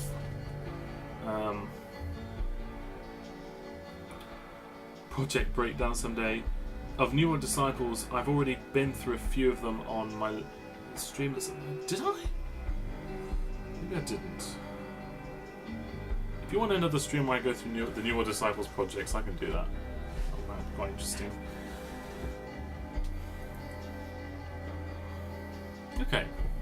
Piano Soliloquy. It was a decent album. I'm going to put it in A. You know, it's very well crafted. The composition is quite interesting. I don't know, it's just missing the kind of spice of something like Newer Disciples and the rest of the things. You know, and I also remember when I was making this album, I think it's track 8 or something, where it's just me on piano, and I thought, oh, this is lovely. You know, this is going to be people's favourites. No one has picked that as their favourite track, which was it wasn't demotivating such, but it was a little bit kind of like, I wanted the album to kind of be centric around piano, but I think people's favourites are ones where there is less piano. So I kind of got a bit of a message there. Maybe it was just the composition on the piano ones were a bit less interesting. But yeah, it's A tier, I think anyway. Alright. Next we move back to the Chinese Alias for the second time, so it's quite a big gap between the two albums, but it's Floor 122. Again, I wanted to go for a more softer approach with this one, a bit less kind of experimental than Tomorrow, but also wanted to kind of have this emotional cityscape kind of feel to it. Looking back at it now, it doesn't particularly overwhelm me. That sounds a bit weird. I'm actually going to put it in B tier, and I know that people are going to kill me, so I'm sorry, because I know that earlier people said they liked it, but for me it has quite a few weak points in there, and there's a couple of tracks that are very short, and I just felt like I wasn't rushing, but I wasn't kind of putting my soul into it, which I want to do for another Dream Punk project, but for that one I just didn't feel it. So a lot of people are going to disagree with that thing. B tier, what? But this is just my opinion, you know. If you want to take a screenshot of that, to please you. To pretend I never did it, and there you go. But it sits in B for me. Quite shocking. I don't know. Yeah, that's probably the most controversial one I've put, probably.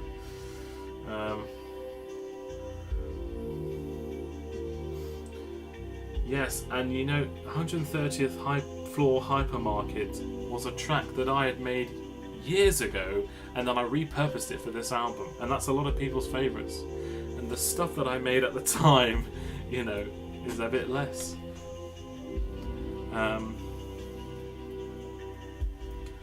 You actually agree this one's good, but nothing but me. Yeah, it's exactly how I feel.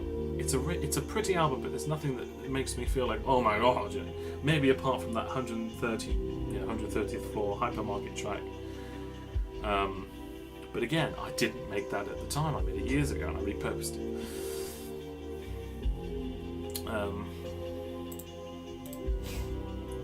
Okay. Now, next up is one that I don't think many people have listened to, despite it being released very recently. The window is cropped weirdly, so not the whole S tier is. Oh, is it? Oh, it's not. Oh, yeah, balls.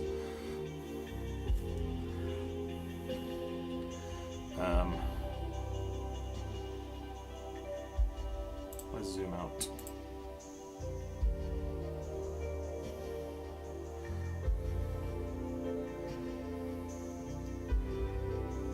No, the stream is needs a bit of recentering, doesn't it? If I zoom out again, no, that just looks terrible. Well, I don't think there'll be any more S tiers, so I think that's fine. But just know that New World Disciples is there. Okay. Now this next one is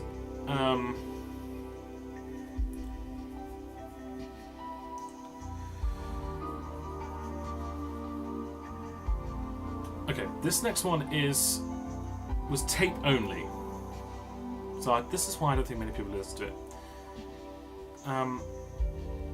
And I wanted to do it tape only because this album is about places that I went to from not my hometown, but where I have lived, or did live, for the past 6 years, in a really beautiful part of the English countryside. And I just wanted, you know, the tracks that I made in this album are kind of like mementos of experiences I had there. And the reason it was tape only because I wanted it to feel like a memento, as in you had something in your hand and it wasn't just something you could go back to over and over again and hear it perfectly, like if it was on digital. I wanted something that, you know, you had it as a memory on a tape, but it was never the original true memory. So it's a bit of a deep kind of meaning behind why it was tape only, but it was also quite experimental. It was me doing a lot of weird shouting and screaming and all that kind of thing. And Mighty Buzz Dream does it in the F.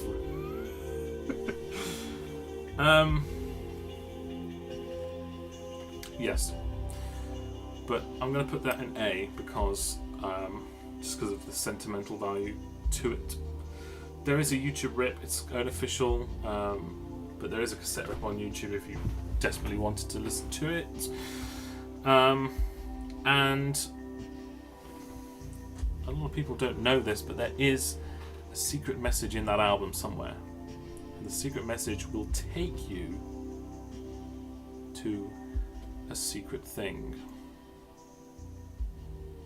So listen intently. I think only 5 people have found it so far. So somewhere in that album there's a secret. It's nothing to do with like the spectrogram or anything like that. Just listen to the voices, the singing and the talking and all that kind of thing. Just listen. Now everyone's going to be watching that video.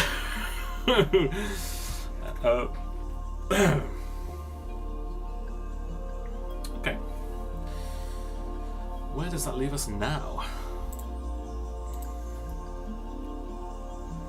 Yeah, now annoyingly, I didn't realise before I started this list doesn't have Dream Desert or Messenger of Death on. So I'm going to assign an album or one of these. There's a whole bunch of singles down here. I'm going to assign a single to that album just for visual aid. But it's not the album, so I hope people don't skip across the video. Why is it put that shit single in S? Anyway, let's say Super Desert. Let's say this is Dream Desert, okay? And of course, everyone, fear not, this is going in sand tier. Now you can't see it because it's off the page anyway. But Dream Desert is a sand tier, and I don't think I need to say why. It's the most refined, experimental, drawn-out soundscapes that I've done. And the kind of the change over time, I spent so much time on the change and the development of the world of that album. And the cover by Secret Schools, again, like Zeros of New World Disciples, Secret Schools of Dream Desert is just exquisite. And of course, I've been bombarded with messages saying, "Put on a t-shirt, put on a t-shirt, put on a t-shirt." It will be on a t-shirt, okay. But we're taking our time with it because we don't want to just put it on some crappy Teespring thing. We want to make it real quality. So if you just wait a little bit longer, I promise it'll be out soon. I think Dennis is receiving some test samples soon. So once he's got those and has approved them, we can finally sell them, and they will be high quality t-shirts. But yes, Dream Desert is a S tier. It's a journey. It's 4 hours. You can put it on when you're asleep. Sleep for half the night with it on. It's the most intense I've ever had to deal with sample manipulation. Like for example, the start of track 1 is literally a 2-second loop. Those bells I had to EQ so carefully so that as it progressed, you could hear the pad come in slowly. I had to do some spectrogram work on that as well, so that when the wave came in, you could just hear the twinkles. The second track, I found a sample that wasn't even online anywhere. I had to get it from some terribly dodgy website on like the 40th page of Google. So much work went into that album, probably more so than New World Disciples. But I think it paid off. And Dennis and Secret Schools did wonders with the cassette box set, which is just gorgeous.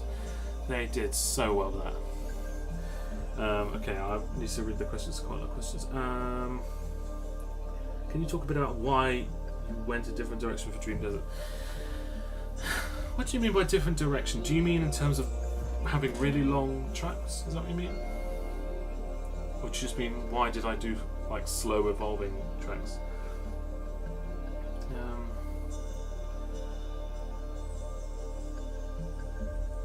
There was only 2 seconds of a sample for the beginning of track 1. Yes, obviously the rest of track 1 is, of course, for the rest of the song. But the beginning bit where those bells come in, it's just 2 seconds at the end of that song. Loops over and over and over and over and over again.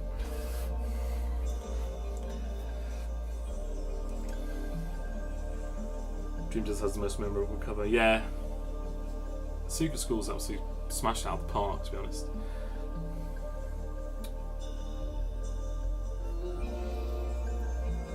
It got a virus, yeah. Yeah, I don't know. I must have got the popularity virus for that particular album. Yeah. Just absolutely blew up on Vapor Memory, especially. I think it's got 1.3 million views. What? Yeah, if you go to Vapor Memory's channel and you sort by most viewed, I think it's Telepath's. It's one of Telepath's Virtual Dream Plaza stuff, but that's because it got raided by sex bots, I'm pretty sure, like bots promoting those things. So that's why that's like the highest. Or is Home the highest? I don't know, something like that. It's a Home album. But then like 4th and 5th, it's the 2 bloody New World Disciples and Dream Desert. It's insane. It's absolutely insane. What inspired What inspired Dream Desert the most from from my life? Wow.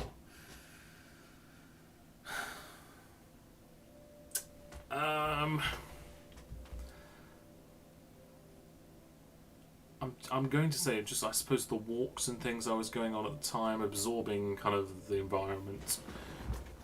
I guess. I don't know.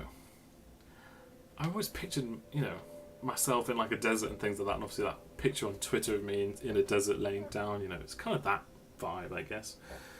And yes, why you went for the longer conversation approach. I just wanted something in my discography that was a set of tracks. Well, actually, first of all, it's Dennis's fault that it was so long, because he came up to me and said, "We're going to do this series of box sets, and we want you to do one. Can you make a really long album?" I said, "Okay, let me think about what I can do." I thought about maybe compiling the sample-free albums I've made so far into this mega set, and I thought, no, let's make kind of like, sort of Virtual Dream Plaza-esque thing.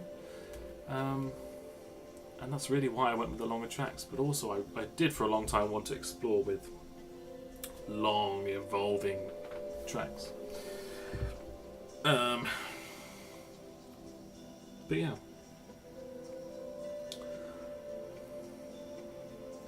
Isn't this in Dream Desert? Well, the track that's playing in the background. The track that's playing in the background is New World Disciples. The most popular is Windows 96. That's it. Sorry, yes, Windows 96. Then it's the Telepath one that got Radio Vibe, Sex Bots, and then it's is it Luxury Elite? Something like that. Anyway.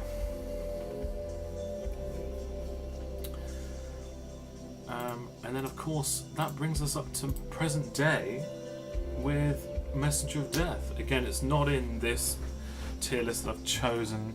Well, it's the only one there is. So I'm going to assign this to it.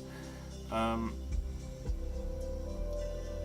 this, oh god, I'm torn because the quality of Dream Desert and New World Disciples has kind of upped the bar for myself.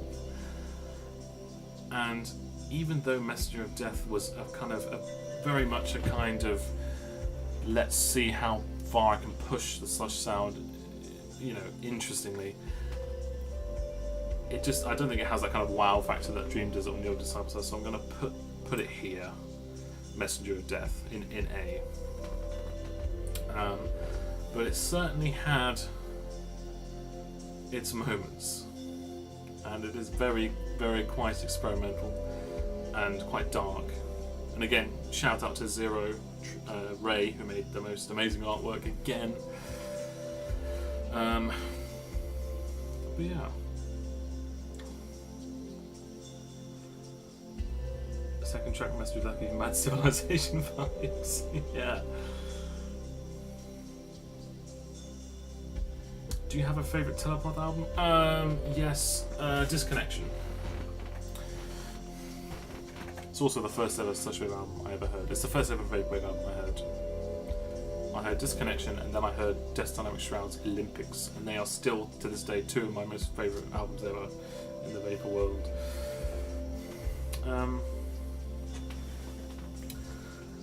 But that's it. That brings us up to present day. It's funny because this tier maker has all the singles I've ever done as well, and if you missed the end of year drop this year, it was a collection of every single I've ever done. So I think it's on some archive website somewhere, but the support for that was amazing. But yeah, what did the Burmese come from? I don't know. I just kind of want, death is so mysterious, and I wanted to pick a language that just felt so mysterious. And Burmese is just the absolute opposite of English. It goes above and below the line. It's curly. It's wistful. Kind of looks like an ancient language as well. I think it is very old. But I just kind of wanted to have this kind of almost gothic-y look to it. And Burmese just fit in really nicely. You're a massive fan of Dense Fog. Will there ever be a physical reissue of it? Ooh. I don't know if Dennis is still here, but I don't know. Maybe. When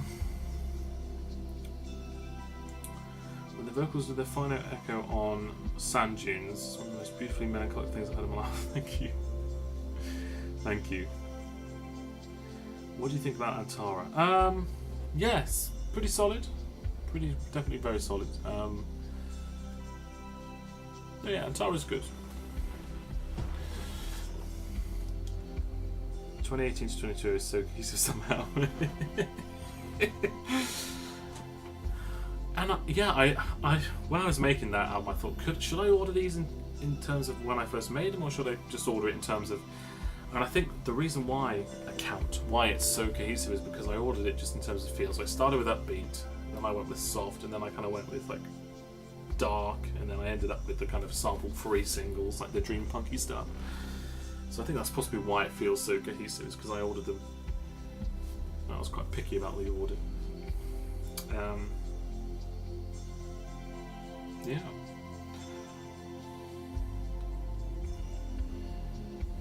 So there we have it. These are all my albums.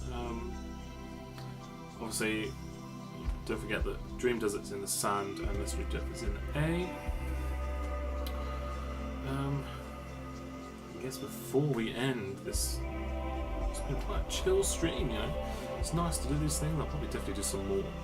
Does anyone have any final questions about anything at all to do with any of these albums? No.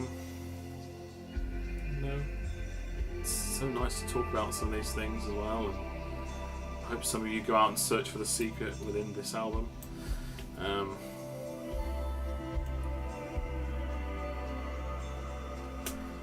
The glow within music, it is my pleasure. Yeah. I bet quite a lot of you disagree with some of these ratings, but now you know how I feel about my own things.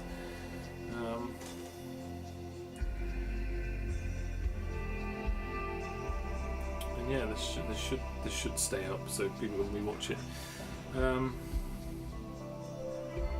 And yes, what was your personal favourite on Dream Desert if I had one? I don't know. I loved the way that track 6 turned out, which is the piano one, because I actually sampled just a piano piece, like from I think it's 1904. A composer called Respighi made a track called Noturno, and I just sampled that. But I put so much time into making the effects for that, because I had to make it long, and kind of spacey, but also, you know, if you listen to track 6, you'll hear what I mean. So that'll probably be my favourite. Do you have a Discord server? No, but I'm very active in the Slushwave social club, discord.gg/slushwave. I'll put that in right now.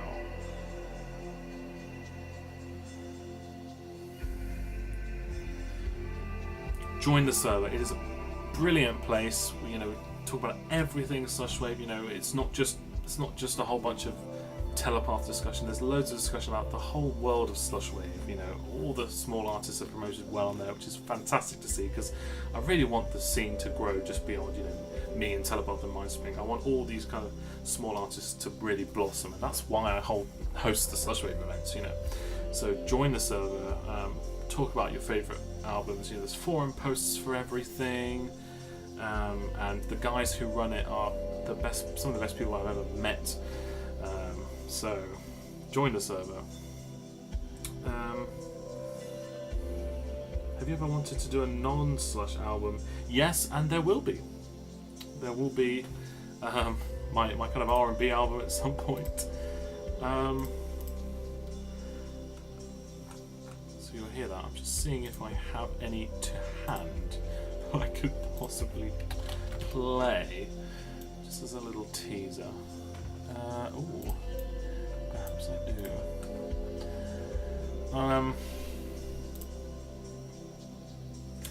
But yes. Coming across London listening to this. Oh. Coming across London? Well, whereabouts in London? Well.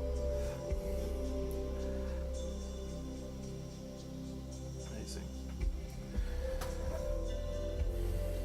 Right. I'm going to turn this up a bit so you can hear it, but this is the kind of thing that will be released.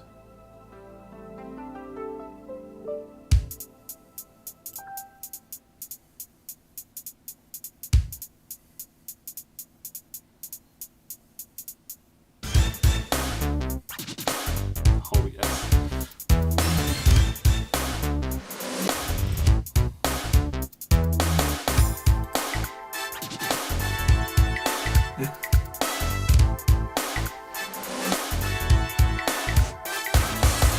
Singing it up, but you got me on the go.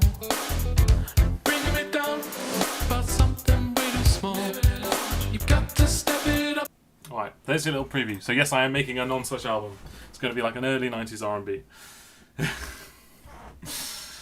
It's so fun to do. It's, you know, it's just something I've always wanted to do, and so there will be that in the future.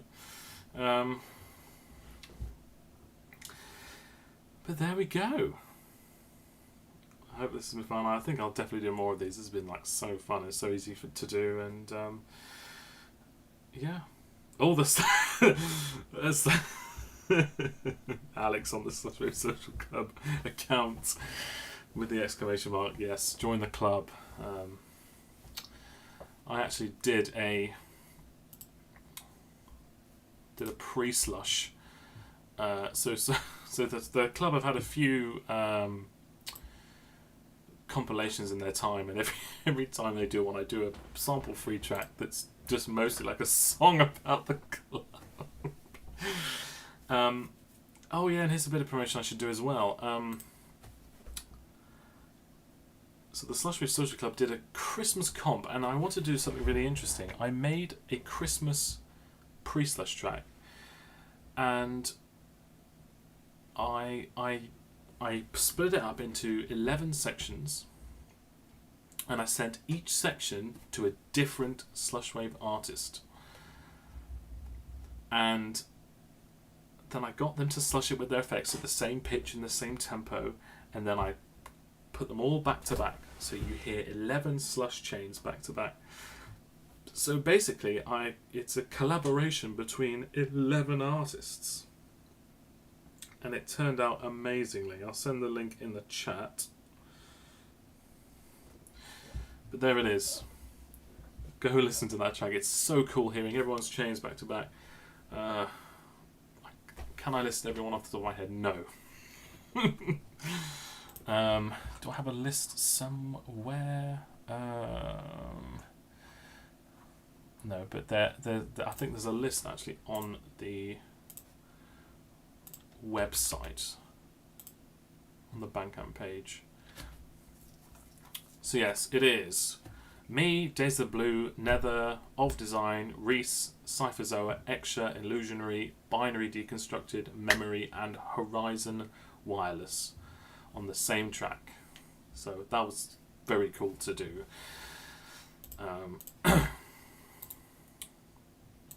But yeah, that's all the promotion left.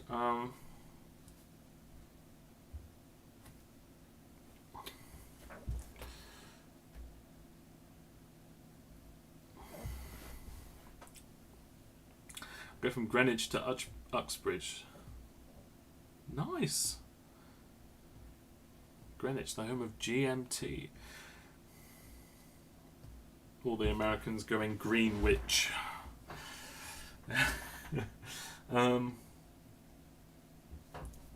Prison of Vinyl someday. Yeah, there's no plans for Prison of Vinyl at the moment, and I think Nightlight Tapes are shutting down. But who knows? It would be cool, wouldn't it? It's a classic Does It Sound album. Looking forward to your gig. Yes, there'll be quite a few dates this summer. definitely in London. So if you're if you're in Europe, things will happen definitely. Favorite effects / plugins for your drums, slushy drums. For drums, well, when I'm doing a sample-free one, I don't kind of, I don't have things on separate tracks. I just kind of, I make the whole track and then I treat it like a sample, so slush the whole thing. But I do treat the low end quite a lot. Multi-band compressors are your best friend. So if you can get I use Pro MB Fab filter. So if you can get that, then you'll be sorted. So do you call a sandwich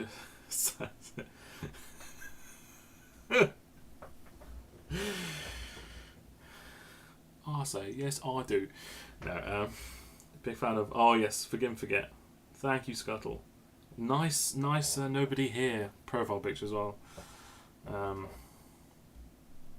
But yeah, thank you so much everybody for coming tonight. I'll definitely do this again, I think.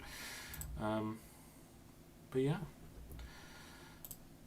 that was very good indeed. So hope everyone has a lovely night, and I'll see everyone soon. Bye bye.